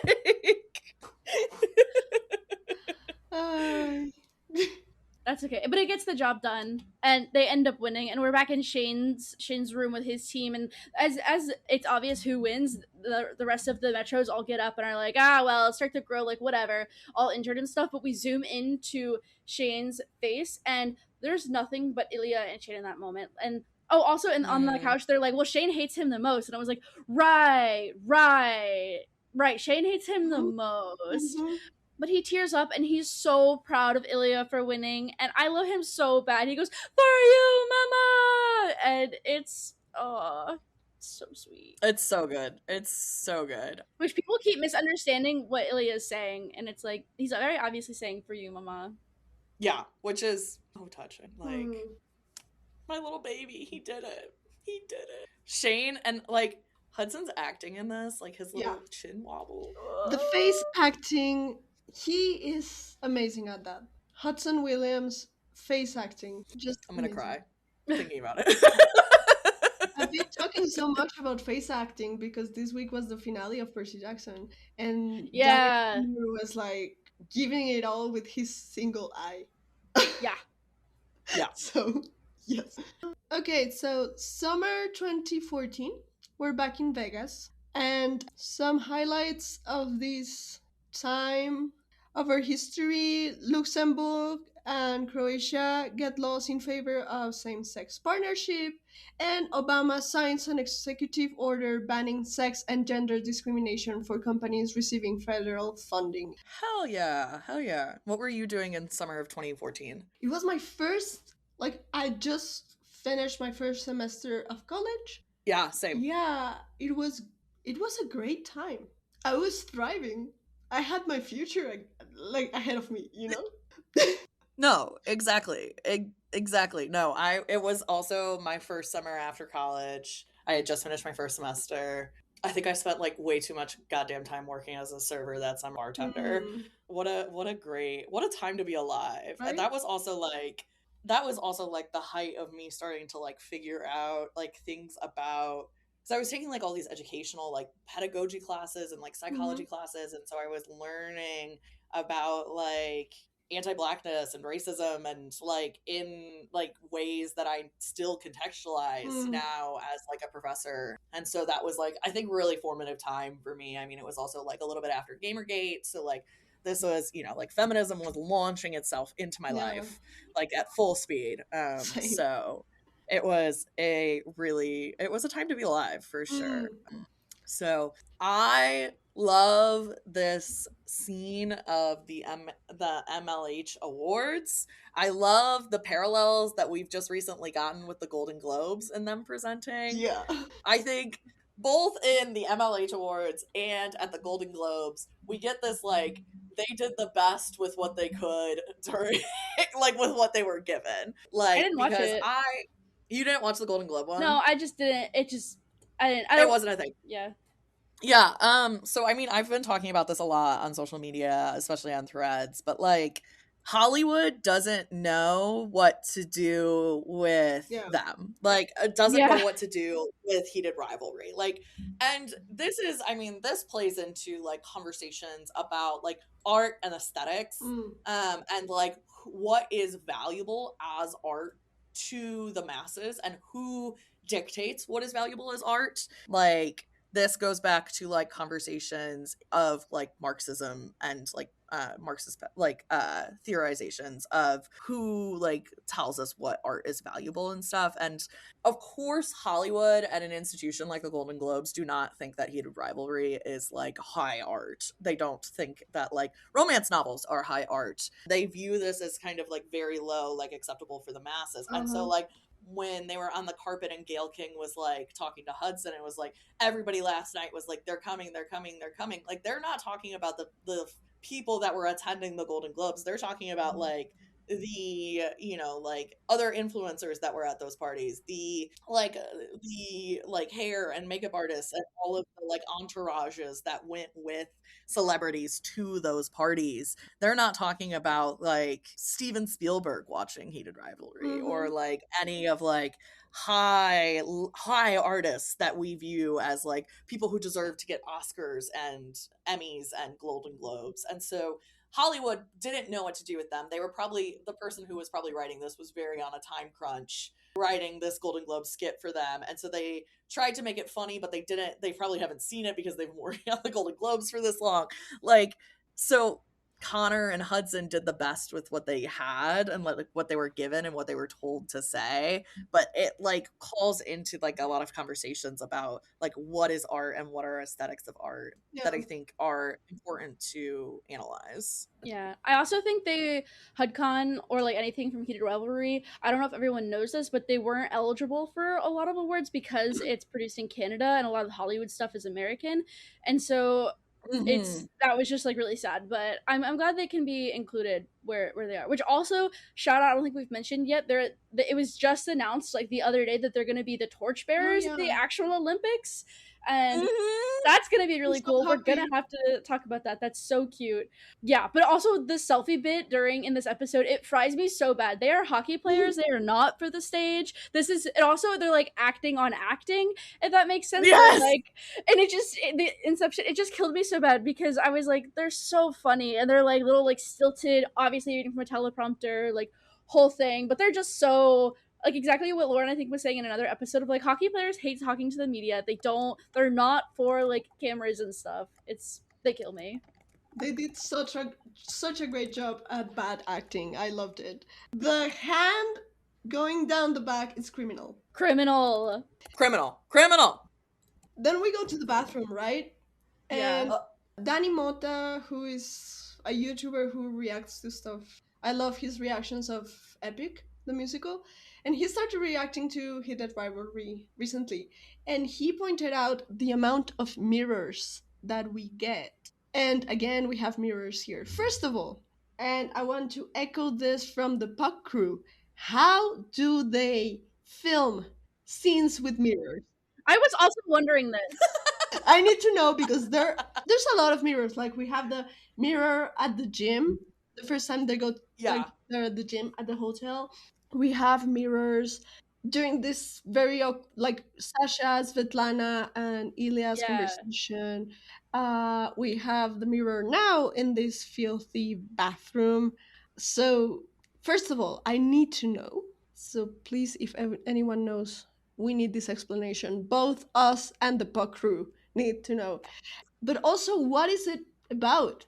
What is the cinematography telling us with all these reflection mirrors? I every time I see mirrors, I think of Mulan, of course, and I start singing, "When will my reflection?" Yeah, exactly. Seriously, I want to know, like, how do you guys read that? No, I mean, I always think about it. I mean, like when we think about mirrors in literature, they are like not only do they reflect back your image at you, but they reflect like the things you don't want to see back at you. Like they are the way to like point out your flaws. And like if I think about how we all use mirrors, you know, like we look at ourselves, but then you will see eventually something that you don't want to see in a mirror. And so I think that them filming in front of all of these mirrors not only is, I think it's another way to like showcase a look into their lives, but I think it's also a way to like showcase like the things that they maybe don't want to see, because like mirrors do not lie. Like you can lie to yourself, but a mirror is always going to show what's actually there. I was just gonna say that you can't hide from a mirror, which is ironic considering we're hiding the camera from the mirror. But you can't really hide from a mirror, and they.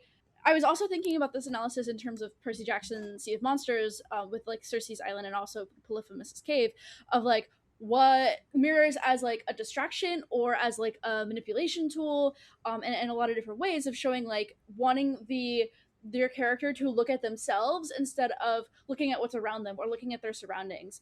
So I'm curious about the implications of that here. And it's like they don't really look in the mirror a lot in some of the, I mean, Sasha in that scene looks at the reflection of the mirror to look at the door, but Shane briefly looks in the mirror when he's in the bathroom after being on stage, but they're looking at each other. They're not looking in the mirror. I think it could have been interesting if they had both been standing at the sinks and then looking at each other through the mirror, but they're not. They're looking at each other directly. So I'm struggling to do more analysis in that. But that's what I think. Yeah, I agree.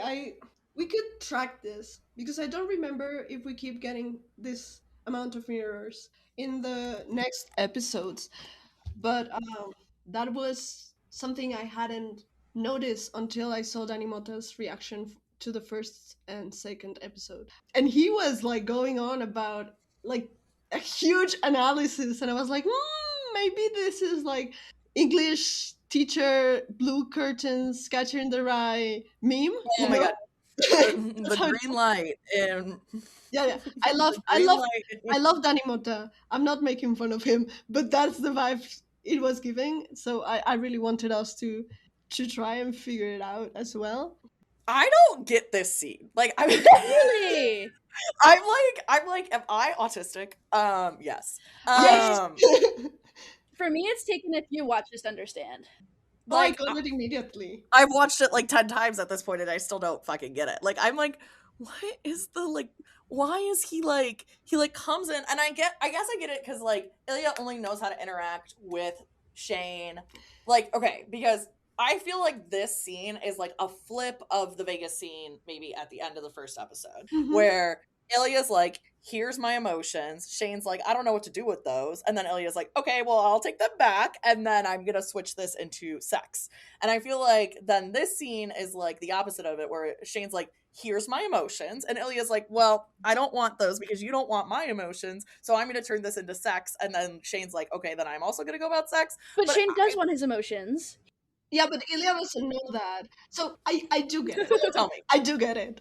I think the book helps because we get Ilya's inner monologue and we know that Ilya was quote unquote late. You know, Shane is like, where were you before they go out and present the award?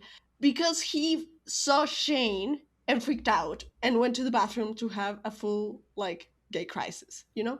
And then he's trying to play it cool because he has been ghosting Shane for months. But he is super not cool about this whole interaction. He is so into Shane that it's tilting his whole world. And he's trying to regain control. The only way he knows how to regain control is through sex. And also, he wants things to be okay again. He wants to forget what happened in Russia. He wants just to go back to business as usual. And we're gonna see Ilya the rest of this episode perform. He is performing. He is not being vulnerable. He's not being transparent. He is performing to get them back on track. And Shane is being vulnerable. Ilya wants to take that pain away from him because we see the tenderness. Even if he is like playing with him. When he tells him, like, at first he's like taking his distance against the wall and he's like, are you gonna suck my dick? And Yeah. Shane just explodes, and that's where Ilya approaches. And he caresses his face, he gets Shane to look at him.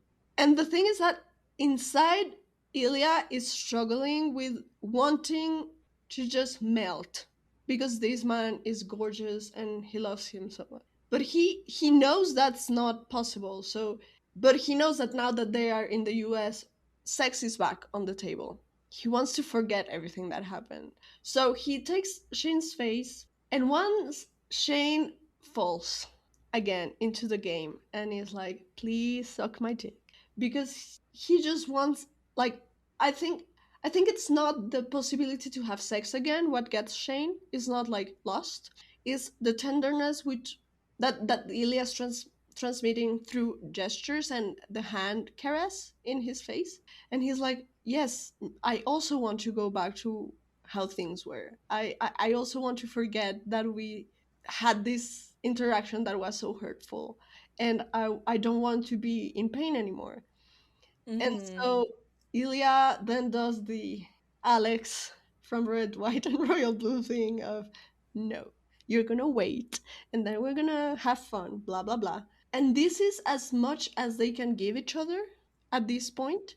But you do see how they're both doing their best to get back to the dynamic that they had before Russia. To that stairwell kiss, to the banter. And Shane is crying because he, like me, cries when he's angry. But he's also like, I want to shake this out and I just want to have a good night with this man. I want to reconnect in the way that we know how. So for me, it was very clear that Ilya was performing at the beginning of the scene. He almost gives and melts, but he decides to keep his mask on because he has seen danger and he's not feeling safe still to express emotions. That's not, for him, that is not available.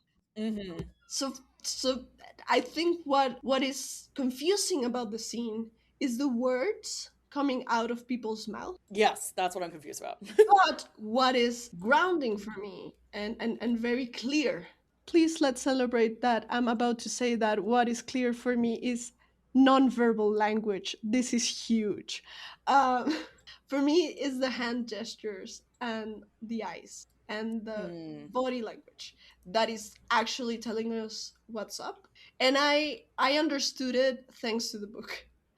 I'm gonna be honest, but that's the intimacy, and we have talked about how this series uses intimacy to tell a story. And here we get it, like, humans lie, but there can always be like small things that you can cut and translate into what is really happening and what they're really feeling. That doesn't mean that Ilya's gonna stop performing and we're gonna see that at the penthouse scene. It's like full performance. Yeah, for sure. Yeah, I do want to say that Shane does address the ghosting and like calls him out. Which, you know, I go back and forth on, because they did have earlier on in their time knowing each other, they did have lots of stretches of where they wouldn't communicate at all, even though they had each other's numbers. But we've seen the summer montage where they're like texting each other all the time with all the parallels and everything of them back and forth. So Shane multiple times had tried to reach out to him, and Ilya just blows him off. And so that's what Shane is so angry about. He's angry that Ilya was late. He's angry because he ghosted him, but then now all of a sudden, like, Ilya wants to be back to the normal routine. And so I think Shane has some conflicting feelings about that. And I do, part of me does think that he is trying to use part of his body to reach him, because he doesn't always, I think he's still learning how to do that. Otherwise, like, they're both learning how to be more like meet each other, because now right now what you're saying is they're staggered of the like, here's my emotions, and then the other one doesn't want them. I think they're learning how to fit like puzzle pieces and try to give each other their emotions. They're in that process of learning about it. But Shane immediately caves and forgives him. Like, Ilya loves playing games with him. We also get our third count of boring, where he's like, "Oh, like no, like you're boring just like your dad," or whatever, about the New Yorker, which I thought that was funny. But that's our third boring count. And Shane's tears. I agree with you, Lau, of the like his tears afterwards, where he's like, "Fuck!" Like, he's just like, there was a whirlwind and a roller coaster of a conversation, and now they're back in the routine of texting each other their room numbers to go fuck. Does that make more sense, Lauren? Yes, thank you for educating me, because I was confused.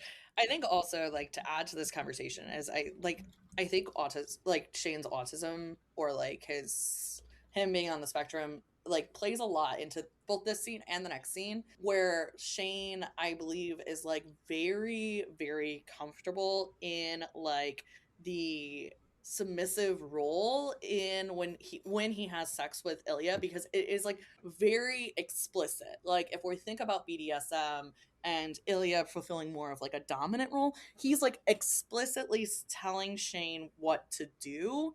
And Shane, who has trouble communicating with people, as we've kind of seen, and has trouble communicating with Ilya, maybe is like very comfortable in that role because he's getting that explicit communication. And we see this with like a lot of like people who maybe are on, I don't know if I want to say like on the spectrum, but like who are autistic or who are neurodiverse, and like how many of them are involved in like BDSM communities, because it has that very like well structured, defined rules of like, this is what a dominant does and this is what a submissive does. And so I think this also is like a conversation about Shane's like neurodiversity that kind of plays into this scene and everyone's favorite scene, the Vegas scene. I know my mother has watched, she says she will put on the show just to watch Ilya drag the chair across the room. So yeah, what a great Shout out segue. to Lauren's mom. Shout out to my mom. Love her. Maybe. Can Love we Susan. shout out mothers? Like, my mom. Shout out Remember what I mothers. told you? Like, I show my mom Ilya's butt on the shower scene, and she very Yeah, tenderly touched my screen and was like, "Oh." After being shocked, like, she asked me if it was fake, like if the actor had some like plastic surgery done. implants. And I was like, "It's real." She was like, "Oh." Oh, and then she was like, Who else reacts to anyway? anyways, okay, let's talk about the Vegas scene. Vegas, Vegas, Vegas, Vegas. Yeah. All right. The outfits are telling us a lot again. So Ilya is that in this case they're not telling us as much as about how they're feeling and who they are, but about who they want to portray to be, especially Ilya. Like, Shane arrives like with his tuxedo like less arranged but still dressed, and Ilya has his open shirt, glass in hand, open, right? Daddy. Daddy. Yeah. Daddy as fuck. And I feel daddy as he won, fuck. right? He won the MVP award. So they have been playing with this: if I lose, if you lose, if I win, if you win. So we have the winner loser dynamic back. So Ilya is the winner tonight, and he requests for Shane to strip. We get the folding of the clothes again, and then the very worried look at the window.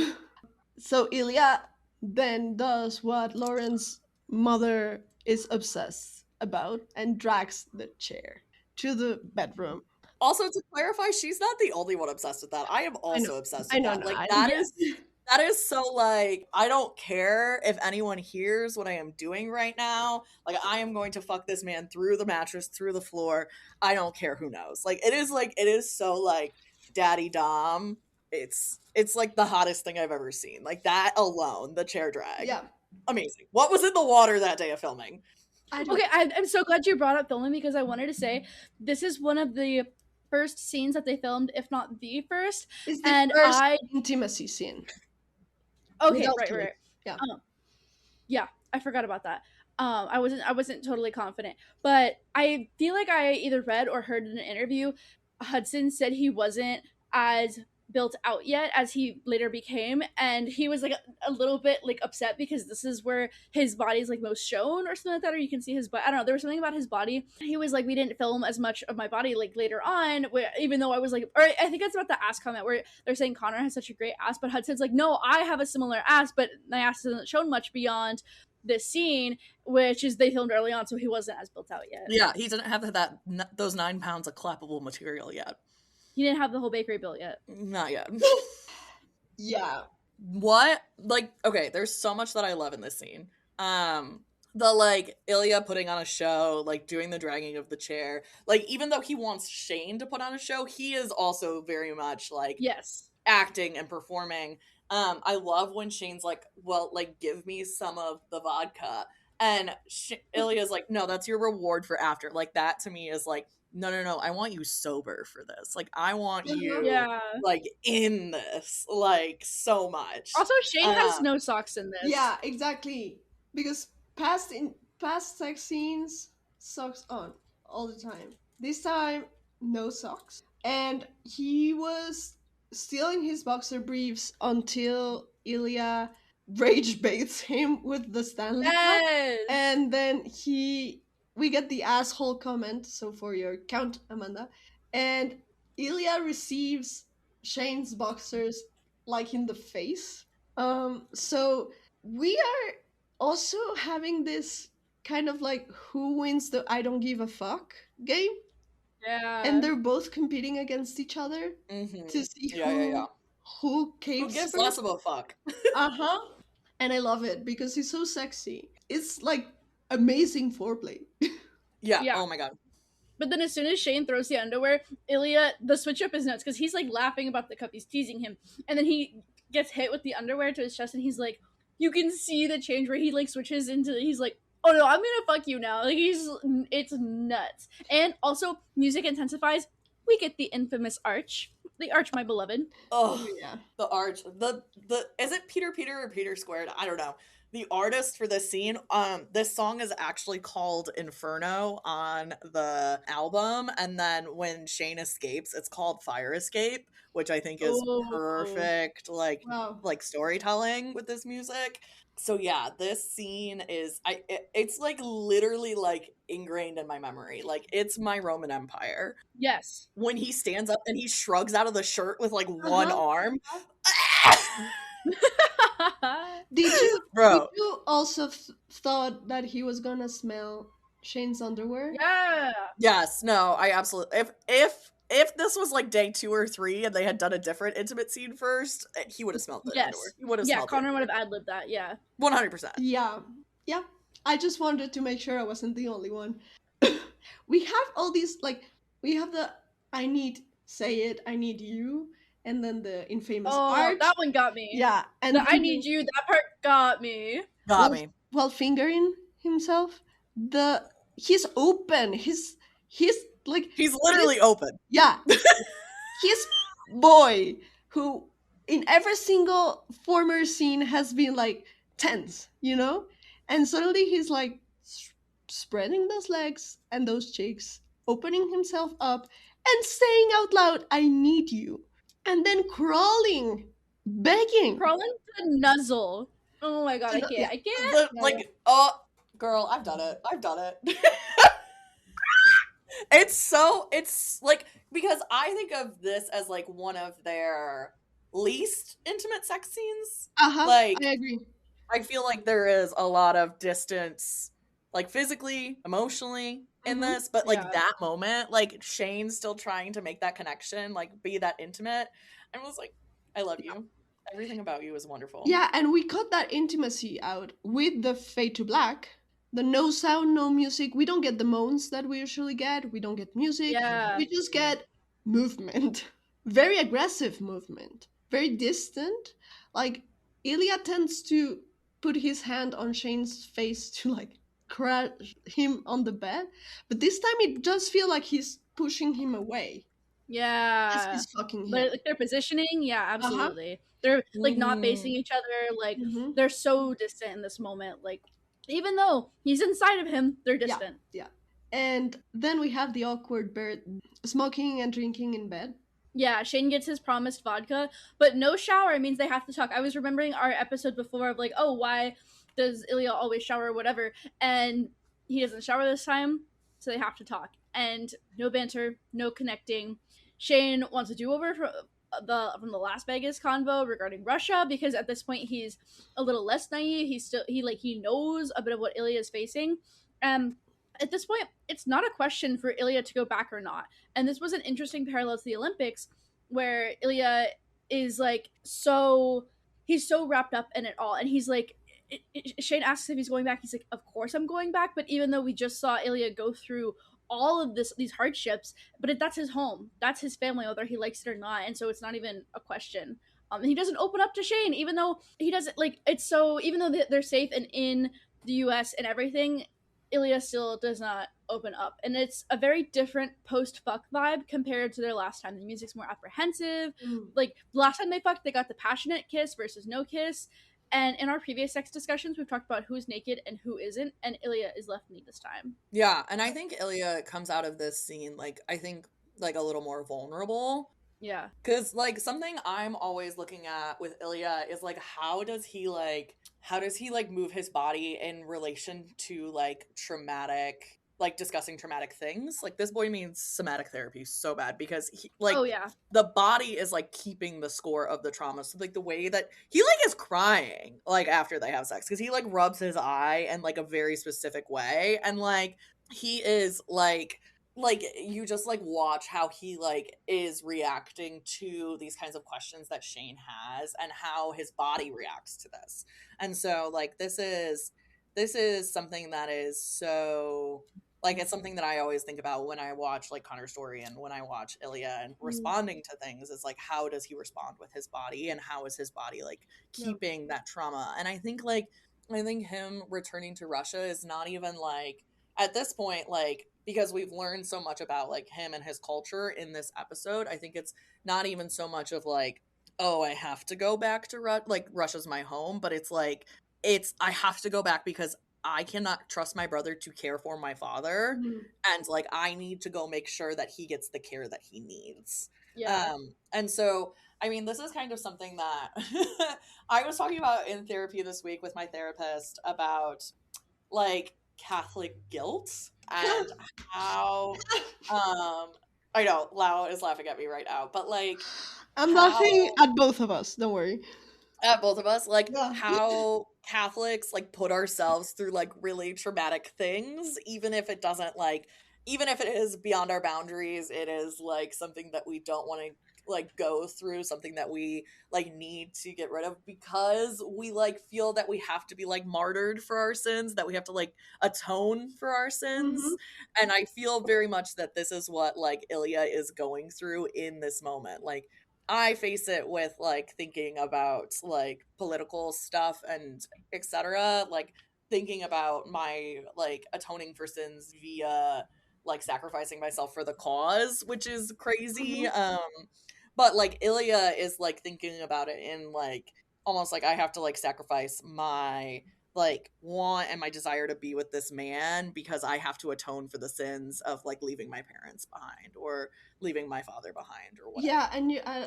as a person from Latin America, I've seen so many memes and tweets and stuff from kids of immigrants in the US saying like, my therapist just told me to go no contact with my family, and this is how I noticed that I need to find an immigrant therapist.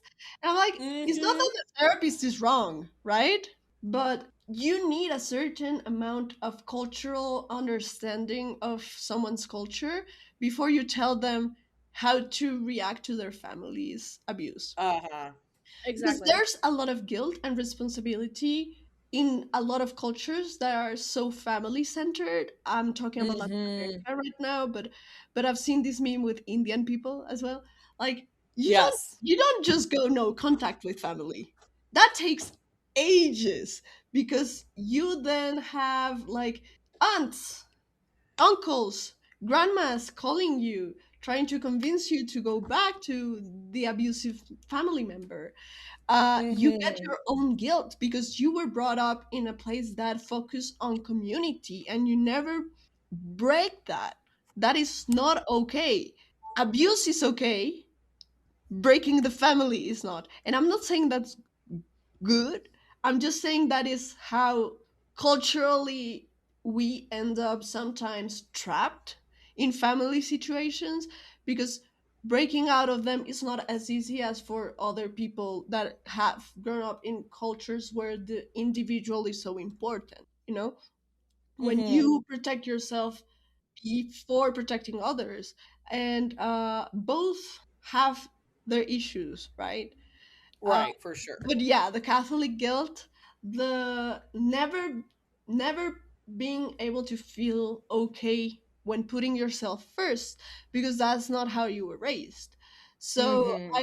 I do see here Ilya has received the message, constantly has received the message, that his feelings are not important, his needs are not important, that he has a Mm-hmm. responsibility towards his family because they put up with him, because they still like talk to him. That's what I get from Alexei's words sometimes. Like, we like, I could be worse, so you should be grateful that I'm not worse. Yeah. And there is also the trauma of having lost his mother, who was apparently the only person who saw him as something valuable, as someone who was worth of love and attention.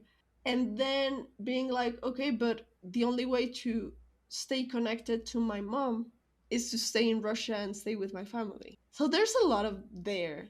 And it's, Mm-hmm. but I love how maybe Shane doesn't understand that, but he's trying. And I think it's the first time someone tells Ilya, what if you don't go back? Mm-hmm. Yeah. It probably hadn't crossed his mind before. It was not a possible. Like, do you guys remember the first time that queerness was presented to you? Like the Mm-hmm. brain fuck of like what it does to your brain to suddenly consider Yes. something that had never even crossed your mind, but it's exactly what you need to understand life. I think that's what Ilya is going through. It's like, I could not. There's another Yeah, way. there's what? Never in my life have I heard that that was an option. Our last little section here we get as Shane leaves. He doesn't kiss goodbye. Ilya stays in the bed smoking, just kind of thinking in his thoughts as Shane gets dressed in the other room where he left his folded clothes. And he is just kind of like, all right, like, I'm leaving. And Ilya is like, bye, Hollander. Like, yeah, Shane is just like, so awkward. He's so cute. And he leaves, and we see him in the elevator. He brings out his phone, types out "see you next season," as if wanting to go back to their usual, or like their whole like "see you next time." Because he didn't do that this time. We didn't even do it last time in Sochi, but he tries to go to their "see you next time," and so he says "see you next season," but he deletes it, and he types out "we didn't even kiss," and then he delete the slow delete with the soft fuck. He goes, fuck, like I'm crying so much, because that's when he starts to be like, why do I have feelings about that? Why am I emotional about that? Why am I upset? I think he's like having this like trying to pick that apart, his feelings a little bit in the elevator, and that's what the soft fuck is he's like, why do I care about that? And I want to throw out there, so many times I've been emotional and typed out a message to someone only to delete it. Oh, Shane, I feel you so hard here. Yeah, I feel you so bad. I cry. I've never related to something like I relate to a lot in the show, but that part of the like Fuck. I feel that. It's Yeah. so relatable. I want to cite our fellows from the book crew, specifically Camille, because I was listening to their episode on this episode, and Camille was saying like, this is a great way for us to get the inner monologues that we get in the book. Like this typing, erasing is giving us a lot of Mm-hmm. information about feelings, because we do Yes. see Shane being awkward, but we don't see, like, if we don't have the text, we don't see Shane first trying to go back as at business as usual, and second trying to be vulnerable. It's just, if we only had the I'm leaving, goodbye, good night, whole enough, whole enough, Hollander. uh Good night, good guy. Holonoff. um if we didn't have the texts, we wouldn't see how Shane has suddenly realized that there's something more than just sex here. And the texts are like, if we just get him in the elevator saying fuck, it's not the same. We're not getting the same message. And also, we know that a lot of people are not paying attention, because we see you on threads, we see you on Twitter. You're missing a lot of points. So stop Yes. scrolling while you watch. Watch, No then tea. scroll. Do one thing. Multitasking is a great tool, but it's not necessarily for every single activity that you do every day. Also, I'm not even sure if it's like so much of like I mean, I'm sure a lot of the like I don't understand this like type thing is like because you're scrolling and watching the television. But I just think there is like a need for media literacy Yes. and a need for Yeah. critical thinking that a lot of the fandom is showcasing that they don't have. At all. Yeah. And so yeah, I mean, I think there's a lot of conversations about different things about how some of the fandom is reacting to things. And yeah, I mean, that's definitely something we can talk about in a different episode, but I think it's not so much just, oh, I'm not paying attention, but it's also like there's like critical media Mhm. literacy that is not Yeah, happening. and it's not even just heated rivalry. Lau and I are also seeing this in the Percy Jackson fandom, and it's a Oh whole thing of god. people just not understanding things. And it's like, hello, did we watch the same show? Because what the fuck are you talking about? And I do think that media literacy, I have also further opinions on it that we can discuss, but I do think we need to reevaluate how to be critical, like think critically about things. Like it wasn't just some class you took in middle or high school. Like you have to like think about what you are watching and not just blatantly take it, because also not to be like tinfoil hat, but like that's how Big Brother happens, you know, like that's how fascism happens. If Yeah. you just let it like happen and not think about it. Yes. Anyway. Amanda, can I invite you to my classes? Can you say that? Because I'm really I'll learn how to say it struggling. in Spanish too. Yeah, Yeah. please. No, no, they're language students. They know English, so. Oh, okay.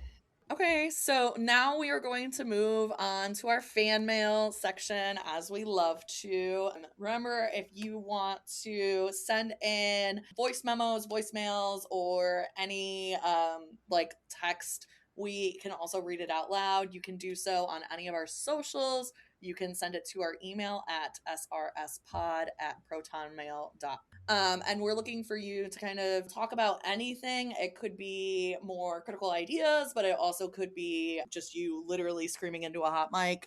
We're totally fine with that as well. But they can be anonymous, they can be whatever you want to talk about. And yeah, our fan mail today comes from actually one of my best friends, Allison. Thank you so much for sending this in.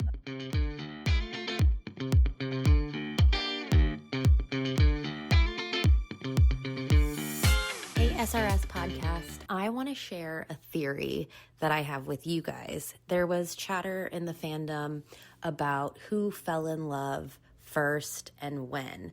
So here is my theory on that. I think that Shane fell in love first, and it was in the staircase when Ilya is saying goodbye and has to get into his cab.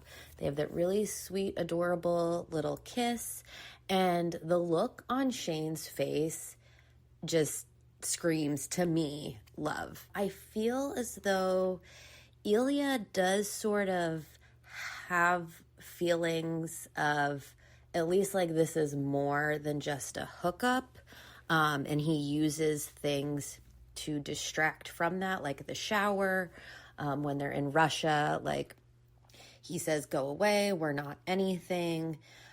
But I think what really seals the deal for Shane, like absolutely being in love with Ilya, is the bathroom moment.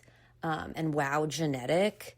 I mean, that's definitely like the moment that Shane is in love, especially because your situationship ghosts you for 6 months and you run to his hotel room to fuck him like an hour later. Like, baby, you are so down bad. And the other proof that I have to back it up is when Shane is in Ilya's bed and he says, I need you, like the look on his face is just like longing, and he is so down bad for Ilya, and Ilya is starting to be down bad also, but he is throwing up obstacles. God, and especially the "we didn't even kiss" text, like, Shane, stand up, I love you, but I mean, I personally would not let a situationship treat me that way. I would if I were in love with them, though. So let me know what you think. Thanks, guys.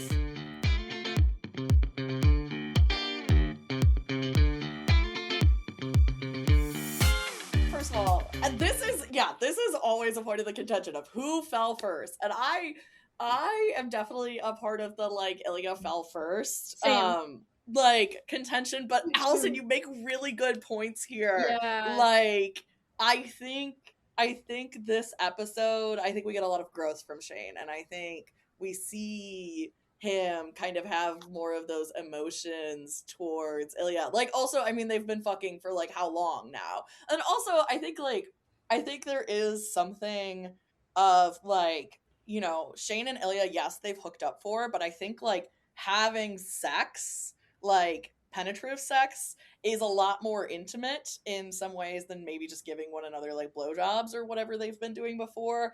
I definitely could see like this. I could see the argument being made, like him being like, "Wow, genetic." Like I think they're just a little bit more flirty with each other. They're a little bit more comfortable with each other, and so I definitely could see this argument being made. Yeah, I agree with you. I'm also a Ilya fell first. But I agree with Allison. Allison? Yeah, Allison, or we call her Thanks. Al, but I agree with Allison with about Ilya throwing out like obstacles. He's running for his life, but to me that signals that he fell already. Yeah. You know, like that is me when I'm in love and I don't want to be, right? I'm deluluing myself so bad about how little I care and failing Olympically. miserably. No, I literally, like, after I watched this episode, I had a hookup come over, and like he was leave. This is wild to me. They were leaving, and I was literally like, "Wait, did we kiss?" Even though we had kissed like multiple times before, I was still like, "Wait, hold on, I need to make sure we kissed." Like, this is making me rethink like all of my own situationships. Like, That's wild. yeah, if a man did this to me, or if a them, or if a woman, or if a they them did this to me, you know, Allison, you are so right. If my situationship said these things to me, I'm down bad. I'm down red. I'm down bad. Yeah. Well, and the fact that Shane caves instantly too in that bathroom, as I said earlier, like the fact that he caves does show me that I think he does have feelings. But I think also, like I said before, Ilya. No, I think for me, it's when Ilya goes to Shane's house and that he's giving him all this shit about, oh, you, Mr. Businessman, and you have all these pillows, and you know, like whatever. Come here. No, you come here. No, you come here. Yeah, that's a crush. That's a crush. Yeah, honey, that's a crush. Yeah, I think I'm in the, unfortunately, Al, I love your points and I love you. I'm still in the, I think Ilya fell first. But I don't know if they, like, Shane may have fell first, but he doesn't know it yet. Like, you know, I think that's a yes. aspect of, it's like, when did they realize? Because there's definitely times when I've been in love with people before and other people point it out to me and I'm like, no way. And then months go by and I'm like, oh, oops, my bad. Yeah, I'm the last person, famously the last person to notice. Everyone else knows it, and I'm just like, I don't know what that's like, guys. I have no idea because I have.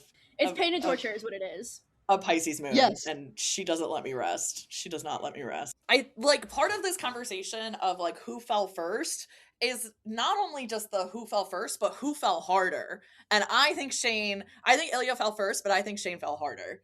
Like, I think that's my wow, stop looking at me like that. Like, I think Shane fell harder. Like, I think that you think Ilya fell harder? Oh, T.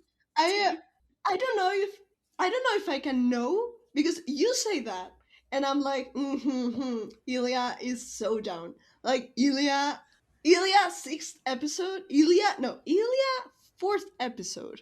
Fourth episode, yeah. I'm sorry, and Ilya the long game. But then I know it's the same for Shane.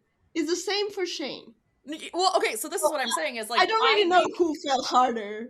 I think if we don't get like Shane's emotional like connection that he's trying to make that he does in this episode, I don't think we would ever have gotten Ilya as down bad in episode 4. So I think that Ilya starts to open up more after he realizes that Shane's really down bad. Also, Percibeth mentioned, I also love the way I like to think about it. Annabeth fell first, but Percy fell harder, and we know this. I know this to be true, and so thinking about it that way, I do think Ilya fell first. I do low-key think Shane fell harder, but they're both so deeply by the end of it. They're so deeply entrenched with each other that it's like it doesn't even matter anymore because they can't. They're so obsessed with each other that they're so obsessed with each other that it's like not even. Yeah, exactly. Okay. I don't know, but there's arguments for all sides, I think. Or even if they did it at the same time, or there's no way of knowing, I think is also a good argument. It's so hard to figure out, but definitely people I've seen online post the oh shit moments that are demonstrated in the show. I forget what episode it is. I wish I could. I have such bad memory, but I think Ilya kisses Shane's head and has like an oh shit moment on his face. I think that's a really good one. There are so many just oh shit moments in both of their faces that I think you could compile them. Maybe that's something we should do is compile them and be like, break them down. Yeah, for sure. Yeah. Thank you, Allison. Thank you, Allison. I love you so much. Thank you. Yeah, so that was episode 2, The Olympians. So I'm going to hand it over to Amanda to kind of sum up all of the great things that we talked about in this episode and where we're going next. Yeah, for sure. We started this episode in summer of 2011 and we ended in 2014 around the summer. So again, 3 more years with the boys. This covers their first Olympic Games. We get a lot more context into Ilya's life and what Russia is like for him, and we get the specific more detailed information about his father's illness, because it was maybe hypothesized in the first episode, but now we know for sure that his dad has some neurological situations going on. We also get some of Ilya's background with Sasha, and we also meet Svetlana a lot more, which I personally thought was a great highlight of this episode. But yeah, the queerness aspect and how that relates to Ilya's home life is one of the big themes of this episode. We get Ilya's team winning the Stanley Cup, which was huge and amazing and so fantastic, and we get to see Shane be really proud of him and cry a little bit about it. And then we get the infamous Vegas scene with the arch, with the we didn't even kiss, and the chair drag, and just the no socks, everything about that scene that I think, honestly, I know I'm throwing this here at the end, I think that this Vegas scene is what launched heated rivalry. Like, maybe before the first couple episodes were like, oh yeah, like it's a gay hockey show, I think the Vegas scene really set it off for a lot of people and skyrocketed it. And I think, in my opinion, I think those are all the highlights and the bigger beats of the show. Lau, do you have anything you want to add? No, I think that this is one of my favorite episodes, and I think it was clever that they released the first 2 together that way, because the first one is really powerful, but as we experience with our own analysis, it has so much packed in it that if you leave people with only that without developing some of the stuff, it's a bit too much for like a pilot to stand on its own. But the combination of these two, like the other episodes, they work very well as weekly releases. These two needed each other. They needed each other, yeah, to function, yeah. Like Ilya and Shane need each other to. Exactly. Yeah. Thank you so much for listening. We will see you loonies next week in New York for the Skip episode. I'm excited to talk about that and how it relates to the overall universe and how this was structurally put into the show and maybe some implications that might have for season 2 of Heated Rivalry. But I'm really excited for that, and we will see you all next week. Thanks so much for listening to this episode of Since Rookie Season. We would love to hear from you about your thoughts. So you can always reach out to us on our social media platforms, which are X, Threads, and Instagram, or contact us at our email, which is srspod@protonmail.com. We don't have a Gmail. We don't have a Gmail. You also can find Since Rookie Season wherever you listen to your podcasts, including on YouTube Music. Since Rookie Season is created by Lauren, Lau, and Amanda. The cover art is by Lauren and Lau, and Amanda is our editor. Thanks for listening.